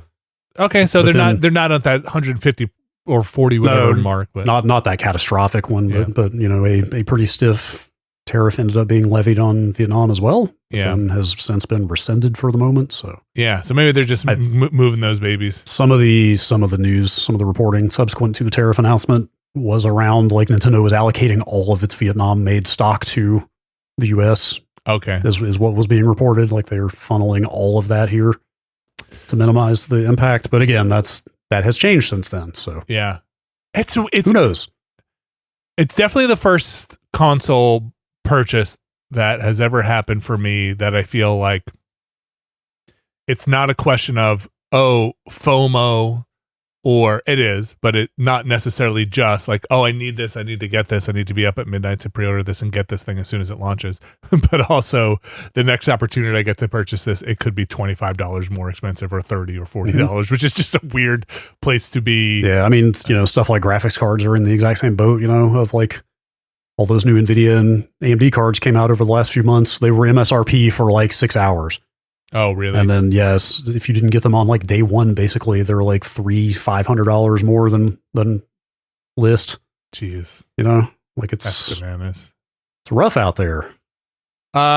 All right, so that's Nintendo, the pricing in the States here at least, and then the availability. We will see what happens. You know what happened already if you're listening to this on the public feed. Yep. Maybe I'll, if I'm up at this computer here, maybe I'll jump in the Discord with the rest of us and see what happens. A lot of good. Who's got leads? Where are we going? I'll be at my keyboard. I'll join you. Leads? Yeah. You got the leads? Who's got the leads? The leads are weak. Always be switching. Always be switching. You want the good leads. Okay. Moving on. Mm-hmm. Got a lot of I was going to think of some Assassin's Creed, Shadows, Ghost of Tsushima segue, but Ghost of Yotei? Yes. Kind of unceremoniously got a release date this morning, which is October 2nd. Okay. So there you go. Now you know when that game's coming out. All right, so they're given about 6 months between it and Shadows. Yes. Okay. Maybe they think that'll be long enough for people to forget they just played one of these this year. Yeah, I mean, well, we'll see how different this is. I mean, I don't know what direction they're going with this, but like the first game was not nearly as like climbing heavy, was it, that I remember? It had the climby bits in it, but it was much more the old style where like here are the climb areas. Right. I mean, it was more, I mean, I think you've said this, right? It was more samurai to Shadows ninja action, right? So I don't know how ninja they're going in this game. Maybe there will still be some distinction in the gameplay is what I'm trying to say. But remember, it was about, that game was all about the samurai doing ninja shit and feeling really bad about it. Sure. Yes. The new one seems like they have just abandoned that and said, "No, fuck it, we're just doing that shit." Because it's also a different time period, I think. Yeah. Is this one earlier? I think it's later. Is it? Yeah, I think it's a little closer to the era that Shadows takes place in, though I think it's still earlier than that, if I remember correctly. Hang on. Do we know when it's set? Oh my gosh, no. It's set in 1603, which is actually like 25 years after Shadows. I don't know much. I did not finish Ghosts. I've heard very good things. And I finished it. Yeah, never finished it. I don't know much about this either, honestly. Story-wise, like how this fits into Ghost and what the... I'm sorry. I was thinking of the first game. Tsushima's set like way before, right? Like 1200s, yeah. Couple 300 years earlier. Yeah. It's like 1270 something, I think. Yes. I don't know. It's whenever the Mongolian invasion in Japan was. Yeah, so I don't know that there's actually even a ton of connective tissue story-wise. Okay. Like it might have some, like there might be some people that have family lineages to characters that you met in the first game, but obviously this is a very different time period and they don't do the timey-wimey shit that Assassin's Creed likes to do. Okay. This is, like you said, October, and with pre-orders going up in May, which, digital pre-orders sell out. Yep. I mean, there's physical release, obviously. Yeah. I mean, if you're trying to like track what Sony's got going on this year, Death Stranding is not far off. A Marathon in September, and now this. It's like felt like kind of a light year for Sony compared to like Microsoft. It felt like has just had a game every 3 weeks so far this year, but Sony has been pretty light up to now. So at least, I mean, we knew this game was coming out this year, but it's nice to at least have an actual date now. Yeah. And, maybe worth mentioning at this point in the game, it is slated for $70 for the regular version. So that hasn't moved up to 80. There's, yeah, it's crazy when you say that because like, well, when did the 70 change happen? Was it late last generation? Or was it early this generation? I feel like early this generation. Like you used to feel like price increases were like a once in a generation at most kind of thing. Like how long did we go on 60? Like a very long time, 12 years or something. I mean, forever almost, right? So like now that Nintendo has opened this door and like maybe we're just going to see another bump this same console generation. I don't know. Yeah. I mean, like there was a time when prices seemed to fluctuate depending on the game. And then it got locked into 50 and 60 for a long time. And then now, but everything. Who knows? But didn't a lot of that back in the day have to do with like the cartridge in particular they were selling? It was materials cost back then because the ROMs were expensive based on how big the game was. I think we went to the flat 50 when we moved to optical discs, right? Yeah, that sounds about right to me. And then 60 happened when the 360 came along. And then the PC games were kind of like, hey, we can still stay at 50. We're cool for a while. And then we were 60. And then we were 70. Yes. And now I'm waiting for the 80 shoe to drop. Well, it's dropping in June with Mario Kart. And again, these are U.S. prices. Yeah. I mean, everybody else across the world, you got your own prices. Yeah. Also, this is early October. I mean, the elephant in the room is, we assume GTA 6 is still coming out this year. So is that why there's a big November-sized hole in the release calendar? Is everybody just trying to get out before that? I think that's probably part of it. Probably. Marathon is September, like I said. I mean, that's a very different kind of game, but... Yeah, GTA really is just kind of lumbering around in the background. Everyone knows it's going to hit at some point, but... I mean, certainly some people have to know by now exactly when that thing is going to come out, like at the executive level, but like, how much is that seeping out? Or have projections at least. But, yeah. I'm looking to see on my calendar here what we have in November, and it's like nothing. It's literally nothing. If you go by that, I'm looking at the Wikipedia 2025 in video games list, which is usually fairly comprehensive, and there's literally nothing. I mean, there's got to be something penciled in for November at this point, but this stops at October. Nyan Heroes. Yep. This is pretty light. December. Yep. Also, nothing I recognize on here. Some things will slip into those dates eventually, but right now it feels like nobody wants to confirm for sure that's where we're shoving our stuff. Yeah, I mean, if you've got anything that even remotely overlaps with the same audience, like you would want to just try to get out in front of that. Yeah. Right? Yeah. And that's that. Yep. So anyway, Ghost of Yotei has done that, presumably. Yeah, or unless Rockstar rolls up and is like September 15th or something. But I mean, we're coming out in July. That's still far enough out where unless you're just doing this again, like you're saying, to just strategically plan release dates where, I don't know. I mean, it's weird, but there's been weirder stuff where they could delay it. Something could happen. Yeah, I mean, it is certainly possible, but they seem pretty confident about it, and I feel like I'd have to go back and look and see what Strauss-Zelnick has said or whatever, but I feel like at the corporate level they've talked about it enough at this point that they. I meant Yotei. Oh, yes, yeah, that's possible. Well, it's possible. It'd be really weird. Yeah, at this point, I would say if they went to the trouble of announcing the date, they probably feel at least reasonably confident about it. Naming a date 6 months in advance feels like they probably are fairly sure. Then again, we did say that about Assassin's Creed Shadows, I feel like. I think we said the exact same thing, and then they delayed it twice more after that. There may have been some extenuating factors with Ubisoft. Is that, sorry, I don't want to go too much on a tangent here, but does that marathon game, is it this year, or is that just TBD? It's September. September, okay. All right. Yeah, there's supposed to be an alpha for that running, like, starting today, actually. Oh, right. I'm sorry. That marathon is that we just reported on that last week with the date. Yes. Right? Hopefully, I was hoping to get a hold of a key for that alpha, but I don't know if that's going to happen or not. Anyway, it comes with your Switch too. Yep. Okay, that's Ghost of Yotei. That is October. Keep an eye out for that. Next up, switching gears. Yeah, you threw this in here, or you linked this in the Slack, and I was like, all right, we could put that in the news. Thought it was interesting. I was trying to find the actual slide deck and could not find it, but Video Games Chronicle seems to have gotten their hands on an investor presentation by Devolver Digital. I'm not sure if that actually is out there or not. It might be. Anyway, they kind of talked pretty openly about what their highest grossing franchises are, or I guess I don't know if they came out and literally said these are our highest grossing, but they have lifetime revenue. So. Yeah, I can't imagine they've got anything that's done bigger than this. I don't know. Yeah. Cult of the Lamb is the biggest thing on this list with over $90 million life to date. Which is kind of surprising given their catalog. Sort of. Yeah. When did that come out? Probably about 2 years and change ago, wasn't it? Early 2023. Fun game. I really like it. Yeah, I like that game. that was neat. Now I want to check myself. No, 2022. 2022, actually.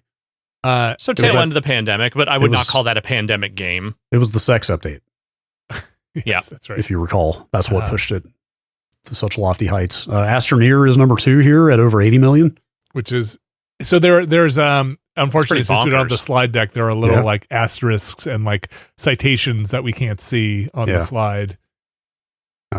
Pretty obvious why they picked up System Era, the studio behind Astroneer, if it's turning in numbers like that. It probably also worth noting, because I'm sure you'll get to this in a second about their strategy and direction, but they denote who owns the IP. Yeah, that's kind of that's maybe the slightly depressing conclusion of this whole thing. Yeah. Stronghold, the Serious Sam, I'm a little shocked to hear. Serious Sam and Shadow Warrior are at number 4 and 6 respectively, which kind of blows my mind, because really don't expect that kind of like boomer shooter, like old school type of run and gun game to do that well. But it does have, also it puts how many titles in the franchise have been released. Yeah. And it's 11 Serious Sam titles. Sorry, I glossed over that part. The cumulative aspect of this does matter a little. Does that? Sure. Well, but that wasn't 11 under Devolver, though. I mean, that's going back 20, that's got 25 years almost. Yeah. So I don't know. Anyway, but yeah, Shadow Warrior's got 3 games, but still, I wouldn't have even expected those to be top 10 here. I mean, it's Lifetime. It's a long tail. Anyway, there's Hotline Miami, Talos Principle, Gorn, which I think the sequel just came out. I think it's funny they're just referring to the Gungeon franchise now. Which, I mean, sure. There are 2 titles released, 1 in the pipeline, baby. Yeah. Anyway, I don't know, what do you want to call it? The strategic through line of this whole thing is that they are tripling down on owned IPs, and specifically IPs that can be iterated on. Yes. Through sequels and DLC. And more paid DLC. And downsizing multiple teams. Yep. Some of these are quotes directly from the thing. Focused on smaller development budgets with high success potential and scope for future paid DLC. Yep. Business. And the term, quote, right size. Yes, also right sizing. That's the kind of thing they would make fun of in one of their Devolver E3 things. Hey, look, man, they're still wrong. They're still behind that stage show. They are still a business. Yeah. And they're still going to do things that businesses do. Corporations are not your wacky friends. No matter what kind of stage show they put on for you. Yeah. Anyway, stop me if you've heard this one before. Just tripling down, like I said, on a lot of like sequel and DLC potential for existing IP. I'm looking through their catalog right now. I was just trying to think to myself if there was anything on that list that I would have thought would have been on there, but isn't. But I'm looking at it, and you know what? No, these are all the ones based on what they have in their portfolio I would have expected to do well. Maybe, again, Cult of the Lamb not doing quite that well, but otherwise, these seem like the big ones. Also, I think all those Serious Sam games they mentioned are ones they published. Oh, God, really?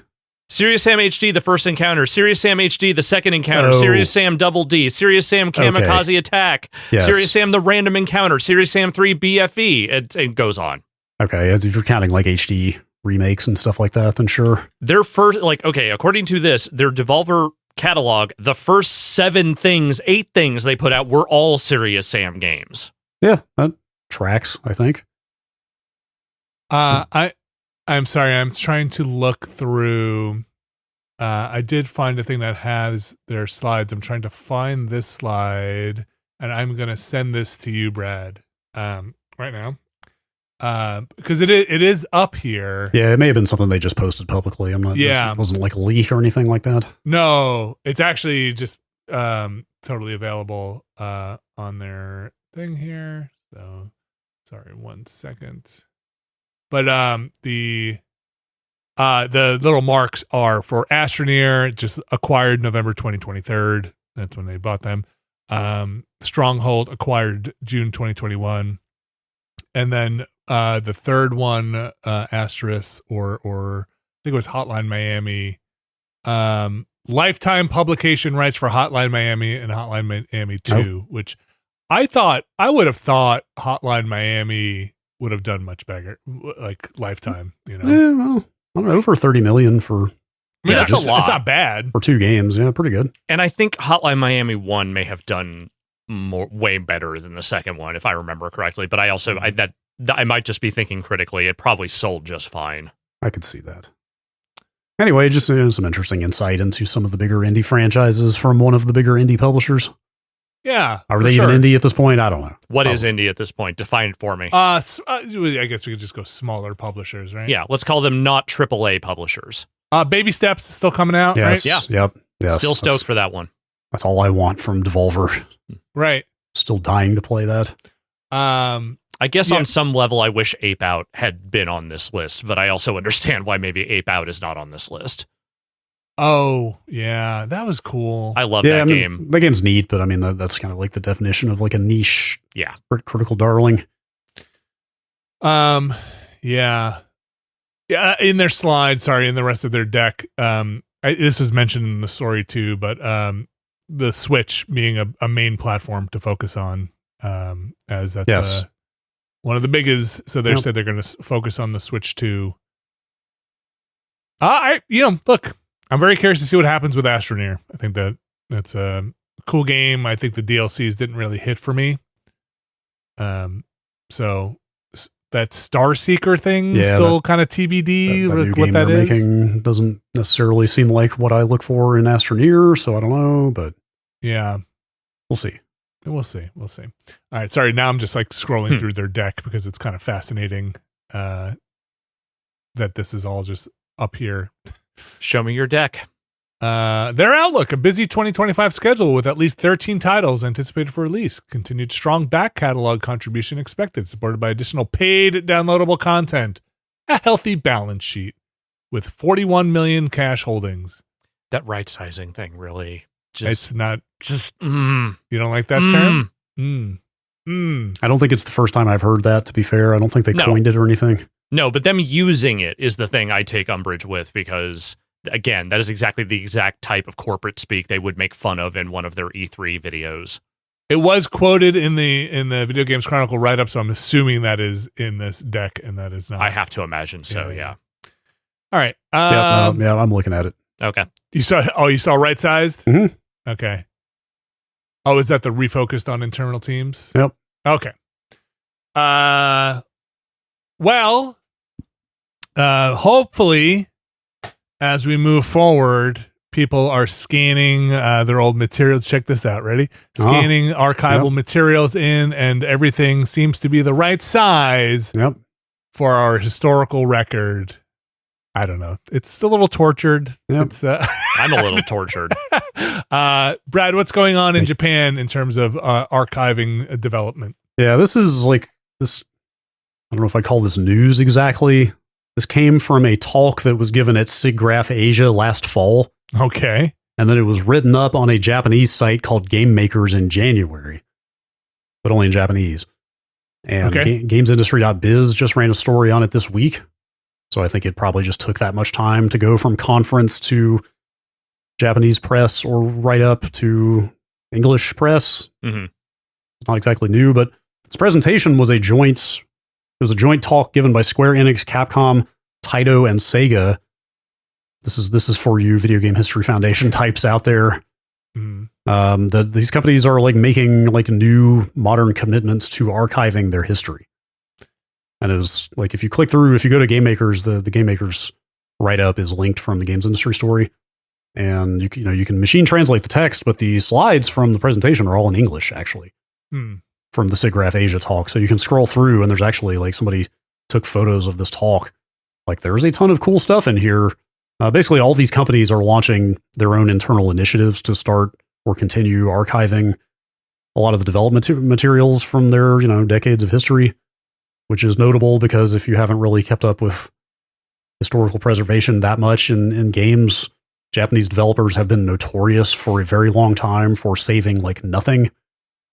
Or I mean that's painting with a pretty broad brush, but like the stories were legion like back in the 90s of like game gets done, like everything's thrown out because they got to make room for the next thing, right? Like yeah. Trying to limited, maximize storage and what they have. Or just didn't see the value or just like didn't really think about or care about preserving old source code, for example. Like there's or arcade cabinets, which are well, yeah, I mean it's analogous to like TV networks in like the 60s and the 70s, like just taping over all their shit over and over again because they didn't want to spend money, and so there were like tons of broadcasts and things like that just like nobody has anymore because no one thought to archive them ever. Yeah. So this is not some industry standard effort or anything. This is like, as far as I can gather from this, like each company's own internal efforts, but like there's a lot of cool detail in here. Like Capcom showed off, like they've straight up built internal tools to track, like they've digitized old like Street Fighter art and sprites and stuff like that. Like they're kind of tracking almost version control style, like source art from different games, like arcade cabinet art. Like Taito and Sega go into similar, like you can see photos of some of the warehouses full of old cardboard boxes full of materials, and the slides are really cool. Go through some of like the slides are really worth looking at. It's actually very cool. Like they just kind of go through their own respective archival processes. Like, here's what we're doing as we go through our old warehouses. Like I think it might be Square Enix that talks about like step by step when they get a new box out of the warehouse, every single thing they do. Like they photograph like the contents of the box before they remove the contents. So they'll have a record of what was in the box before they start pulling it out. And like, they just seem to be like indexing and like creating a database out of everything. It's just cool. It's like, I mean, like I obviously am into old video game stuff and talk about it a lot, but with stuff like the VGHF library launching and stuff, it's very cool to see efforts in Japan ongoing to try to preserve a lot of the stuff, especially at companies that traditionally had not invested a lot of effort in that. Totally. Yeah. And again, even I'm scrolling through these slides. It was mentioned in the article, but seeing the pictures of the arcade cabinets and in the slides and what they're doing for getting the ROMs, and they talk about storing arcade cabinets, which is it's a pain in the butt on its best days. Yeah, I had a lot of space. God, I had missed this. Like Sega is dumping every EEPROM in their library and preserving that. Yeah, preserving all the data that is on those. Like they've got like original console design schematics and all kinds of crazy stuff in here. So cool. That's rad. We're gonna have to get Steve back on here for follow up. Yep. Very cool. Never a better time to archive. No. Like, I guess, what is it? Like, the best time to archive your stuff was yesterday. The second best time is now. Mm-hmm. is that backup philosophy? Basically. All right. Finally here. A guy. A redhead. Wait, is he? And there's always a guy, a redhead. Oh. And a blonde. Okay. I'm talking about OutRun. I thought you were saying Michael Bay is a redhead for a second. I was like, no, I was talking about the OutRun and the Ferrari Testarossa, which I think is just redhead in Italian. Wait, is it really? It's Testarossa, which I assume is just redhead. Sure. Okay. I could be wrong, but those are them's the words. Wouldn't be head red? I think it's a Testarossa, right? I don't know. I don't know if it's officially licensed. I think we got to say what the story is at this point. Yeah, all right, we should do that. They're making an OutRun movie. Okay. Michael Bay is making an OutRun movie. Okay. The Sega, the classic Sega. I was reminded it's the Sega arcade franchise, racing franchise. I was reminded that Yu Suzuki made OutRun. Oh. Which I had completely forgotten about. Not all the OutRuns, but was like the originator, right? Like the first one. Yeah. But love that first game. I mean, it's obviously with the runaway success, of the Sonic movies recently. Oh, I got to talk to you about that. Not surprising that they'd be looking to franchise into other movie making stuff, but like OutRun? Also, Sydney Sweeney is attached as well. But to produce, I don't think she's starring in it. Yeah. Well, she might, but yes, it seems like she's producing. Okay. But I have a few thoughts. Okay. First of all, that last Sonic movie, I watched it last night. It's fucking or 2 nights ago. It's fucking terrible. You just hate Shadow. I say this as someone that didn't hate the first two. Okay. Really hated the third one. Diminishing returns. But on the subject of this, there's a lot of licensing things that are happening where like companies are just trying to hoover up whatever they can. Again, we live in a world where a year after it came out, they were already talking about making an El Paso Elsewhere movie. Sure. Which still might happen. I'm not... okay. OutRun is old. I don't know that anyone currently cares that much about OutRun, but I think that actually might be part of the appeal here is that they can just say, take a premise that most kids these days don't necessarily know that much about and just say, no, it's my car movie. Just check out this car movie. It's hot people in a car. Come check it out. I think that's the thing for me though. Like when you look at what made up a game like OutRun back in the day, like there is so little there to hang your hat on that why do you need a license at all? Like just make a car movie. Like why do you need to, I'm sure there's not a lot of money changing hands, or I assume because we're talking about it. I assume Sega is not getting some amazing deal on this necessarily, but like why do the filmmakers need this 40-year-old, 45-year-old arcade license to make a movie about like fast cars and hot women? Like you can kind of just go do that. Yeah, but you know what? If you told me that one of the only video games Michael Bay ever shoved a bunch of money into in his youth was OutRun, I would believe that because that man loves fast cars and beautiful women, not necessarily in that order. That's fair. That is entirely sure. I would believe that. Look, I looked up the cars. It is the Testarossa. Okay. I never saw any of these other. Apparently, you got a BMW, a Chevy Corvette. You have to actually beat the game or like win the game to do that. And the thing is, no one ever does. I mostly just remember spinning out in that car. Yeah. In OutRun. Yeah, I didn't play a lot of OutRun. I played through all of UN Squadron over the weekend. I've continuing to play. Okay. I thought about talking about UN Squadron and the What Have You Been Playing? Hell yeah. Sure. I did it in 2 sittings because it turned out I loved UN Squadron when I played it in the entryway of the local Walmart back in the day. It turned out when I had unlimited credits, I got through about 6 of the 10 levels, and I was like, I might need a break before I play the rest of this. Nice. Anyway, like there's just so little to the arcade games of that era from a narrative standpoint. I mean, like OutRun is it's just racing cars. Like, what do you do with that? I mean, of course you can make a movie out of that, but there's so little that is characteristically or you know what I mean? There's nothing that's like natively OutRun. It's just cars. Yeah. If I were making an OutRun movie, if you were like Vinny, I think you might have some trouble getting that made right now. Vinny, make an OutRun movie. The script that would come back would basically be what is it? Charlie Sheen, The Chase, or the one what's the one? That's the one. That's The Chase. The one that has like Henry Rollins in it. Yeah, that's The Chase. That's the script you would get. Yeah, pretty much. And that's OutRun. Yeah. Like you held up this store with a candy bar. Like that's it. Yeah, I'd say you're in the neighborhood there. I mean, look, narratively, what are you coming to a Michael Bay movie for? Explosions. Exactly. What is the narrative justification for those explosions? Who fucking cares? Who cares? Yeah. Now, look, I can be very critical of Mr. Bay. I find every single one of those Transformers movies actively unwatchable. But when he occasionally pulls back and just makes bombastic human action movies, like that ambulance movie that came out a few years ago, I think he's still got some juice in the tank. I think he can still make it happen. Yeah, okay. Check this out. What's up? Like Bay has produced some films that have gone on to become extremely bankable, let's say. Okay. Yes. What if he just maybe he kills it, maybe he doesn't. It doesn't really matter because that's not really germane to whether the movie's successful or not.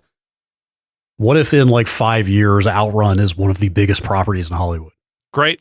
What if, like, remember how we went from Fortnite being that game that's like that weird building tower defense game that Epic might still be working on? And is that ever going to come out? Maybe. Oh, well, let's stop thinking about it again, to becoming like something you absolutely cannot avoid. Yeah. What if OutRun is also a property or a franchise that 5 years from now is absolutely everywhere? Stranger things have happened. And Stranger Things did happen. It was all right. Let's not forget, though, Fast and the Furious 2001 was just a middle-budget action remake of a cheap 50s drive-in movie, basically, or 60s drive-in movie.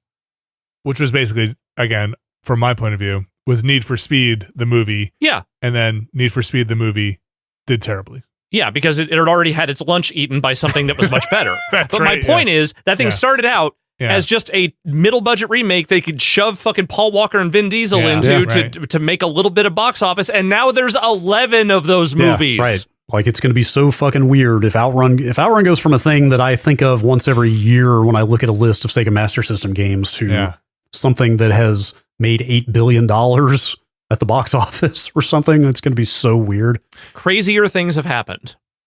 I think the word would just lose all meaning. Like you'd hear OutRun, and you just like it would just. I mean, are you talking about like OutRun Zero? Are you talking about like OutRun Tokyo Drift? Like which one? Right. Like because it just they go in so many directions with those movies. Outrunners, OutRun, InRun, The OutRun Origins. You're right. PoutRun, the romantic comedy. This story did make me go look up because Alex, like you said, everything is licensed all the time now, especially video games. A list. Can I read down this list from? I think it's a Games Radar. Is it like list. Upcoming movie video game adaptations? It is, and this list isn't even all the shit that is floated out there because I was looking for stuff on this list that was like, where's that Asteroids movie? Where's that Joust movie? Right. A lot of that stuff like is super dead. All right, ready? Yeah. And you guys tell me thumbs up, thumbs down whether you think this is coming out. And again, I don't know. All Games Radar doesn't necessarily have all the information here. Until Dawn movie. It's coming out this week. Oh, is that this week? Yeah, It's that out thing is tomorrow. done. Okay. Mortal Kombat 2 is on this list. Yes, Yeah, that that's also almost done. Okay, look, these are in, I'm now realizing these are in release order here with release dates. These, yeah. Okay, Five Nights at Freddy's 2. I saw the first movie. Yep. Not good. It will make money. Okay. This has a release date of March 20th. Street Fighter, the movie, the animated movie or real movie? I don't know. March 20th next year. I don't think much is known about this. I'm just looking at this as you talk about it, but I don't think I remember there was a new Street Fighter movie. Me either. They did just put out the original Street Fighter 2 animated movie on 4K. Great. A new Super Mario Brothers movie, Super Mario Brothers 2. Yeah. Yes, 100%. Yeah. 100% Zelda also, yes. Yeah, Zelda, yes. Horizon Zero Dawn, I thought that was supposed to be a series. Is that a movie? It's bounced, I think, back and forth a little bit, but I think they moved to a movie after the series thing kind of fell dead. Okay. Yeah, I think it'll still come out. Yeah. Helldivers 2, TBD. Maybe. I'm going to say big maybe on that one. You could do a good job if you're... They shouldn't. They shouldn't do a good job, or they shouldn't make this No, they movie? shouldn't make it. Because it's so based off of Starship Troopers, or it literally is just Starship Verhoeven's. Troopers. Yeah. Like at this point, if you're gonna do that, you basically have to do the Naked Gun version of Starship Troopers to make that anything. You've got a snake eating its own tail thing going on here. Yes, definitely. Okay, Angry Birds we're just skipping over. BioShock movie? How long have they been talking about that? Yeah, right. I'm going to say no unless proven otherwise. Where is what's his face's game? Ken Levine's game. Judas? Yeah. I don't think does that even have a year on it yet? I thought they said it was next year, but I could be wrong. Okay. Death Stranding movie? I could see it. Again, you shouldn't, but I'm not going to say it won't happen. I think that'll probably... Kojima has built up enough cachet generally at this point outside of games that I think that'll probably get pushed through. He's 70% made of movies, you know. Detective Pikachu 2 on this list. Yes, that'll happen. Yeah, that'll happen. Anything with a Nintendo attached to it, I almost assuredly will happen. They're going hard. You know, that got a movie already. Yeah. And was successful. Well. Yeah. A Dredge movie. I don't know. That'd be fun. You could do fun things. You got the right director in there. You could do a fun movie. Yeah, I'm just trying to think, like, what are the roadblocks that would stop that movie from happening? And I don't know enough about who's making it or, like, what scale for me to, like, come up with what those are. Do you know Story Kitchen? I know what Story Kitchen is. Okay. I don't know. This is, like, more your world. I have no idea. Okay. No release date for that, but I guess Story Kitchen is attached to it. All right. A Duke Nukem movie. Okay, now it's my turn to say they shouldn't do that.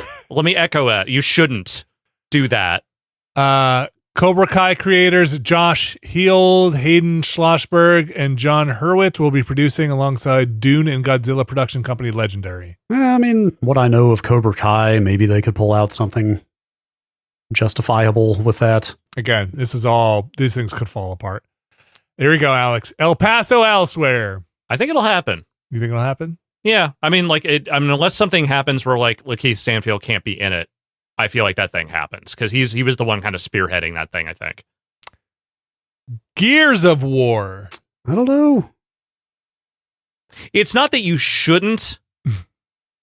I just don't know what that has in the tank. Oh, your friend John Spates is writing it. It's true. Ex-coworker John Spates. Getting work. It is Netflix. Like they seem to see projects through pretty regularly, so maybe.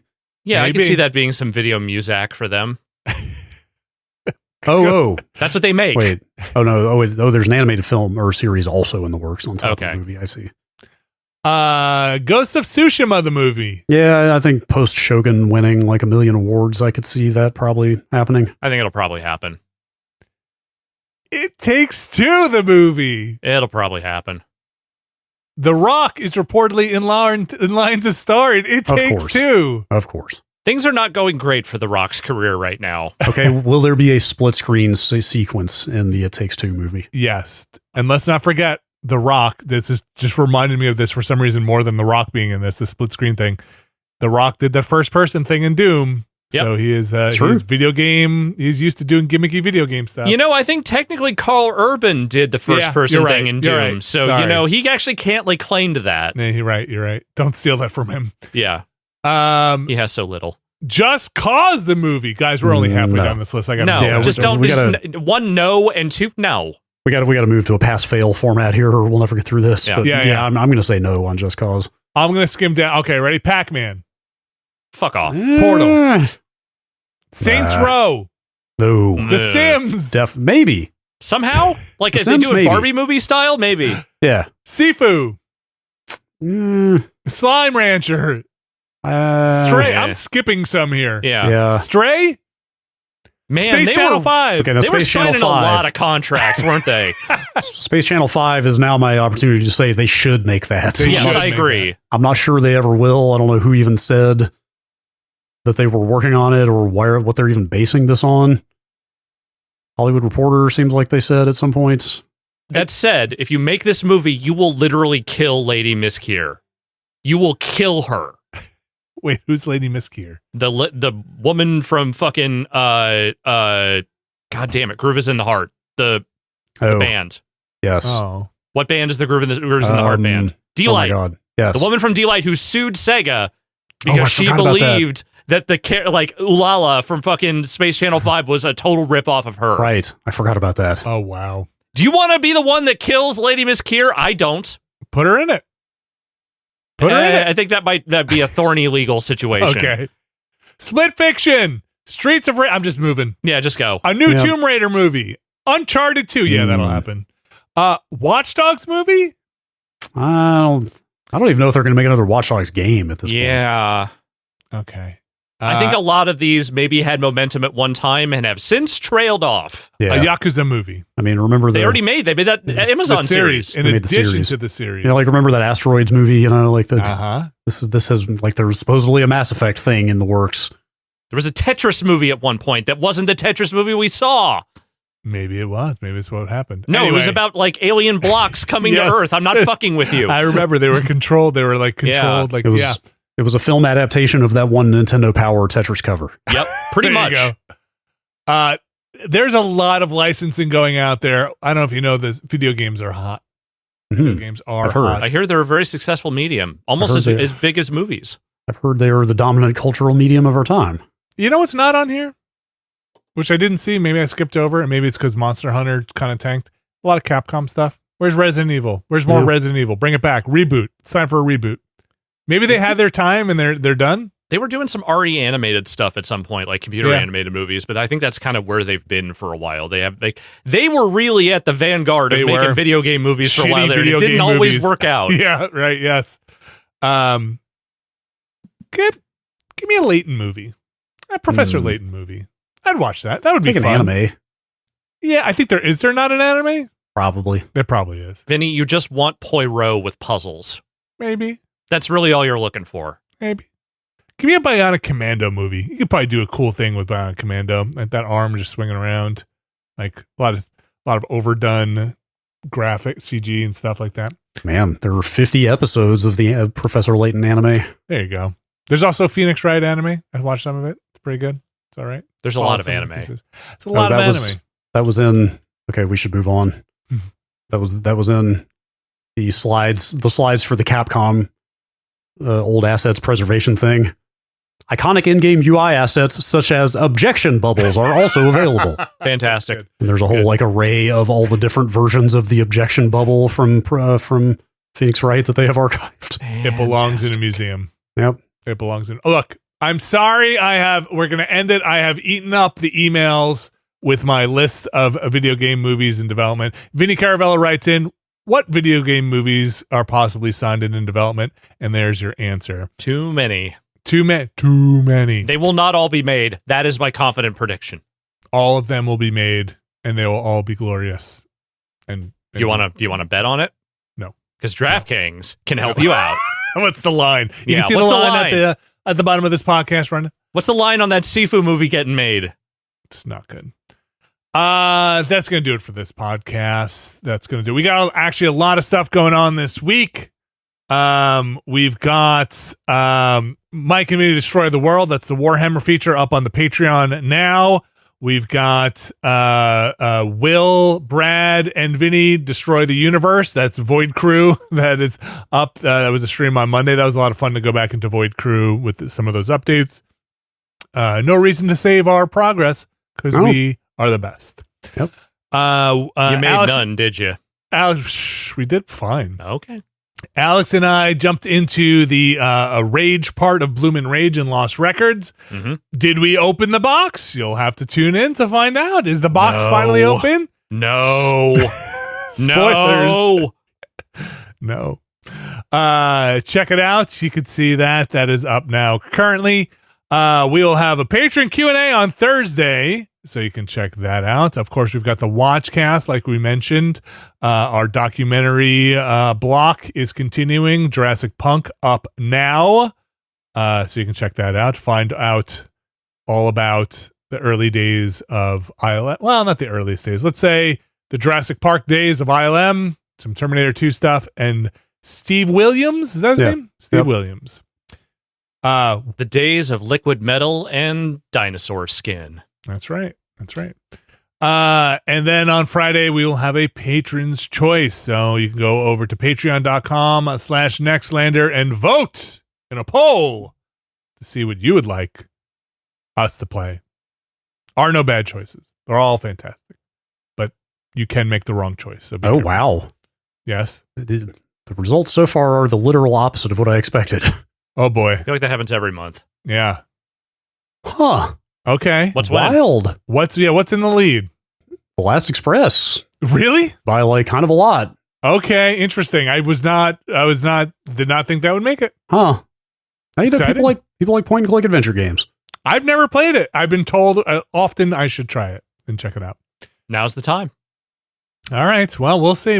There's still time when this goes up to vote. So go check it out if you want to make your voice heard over at patreon.com/Nextlander, where you can find a tier that is right for you and only you.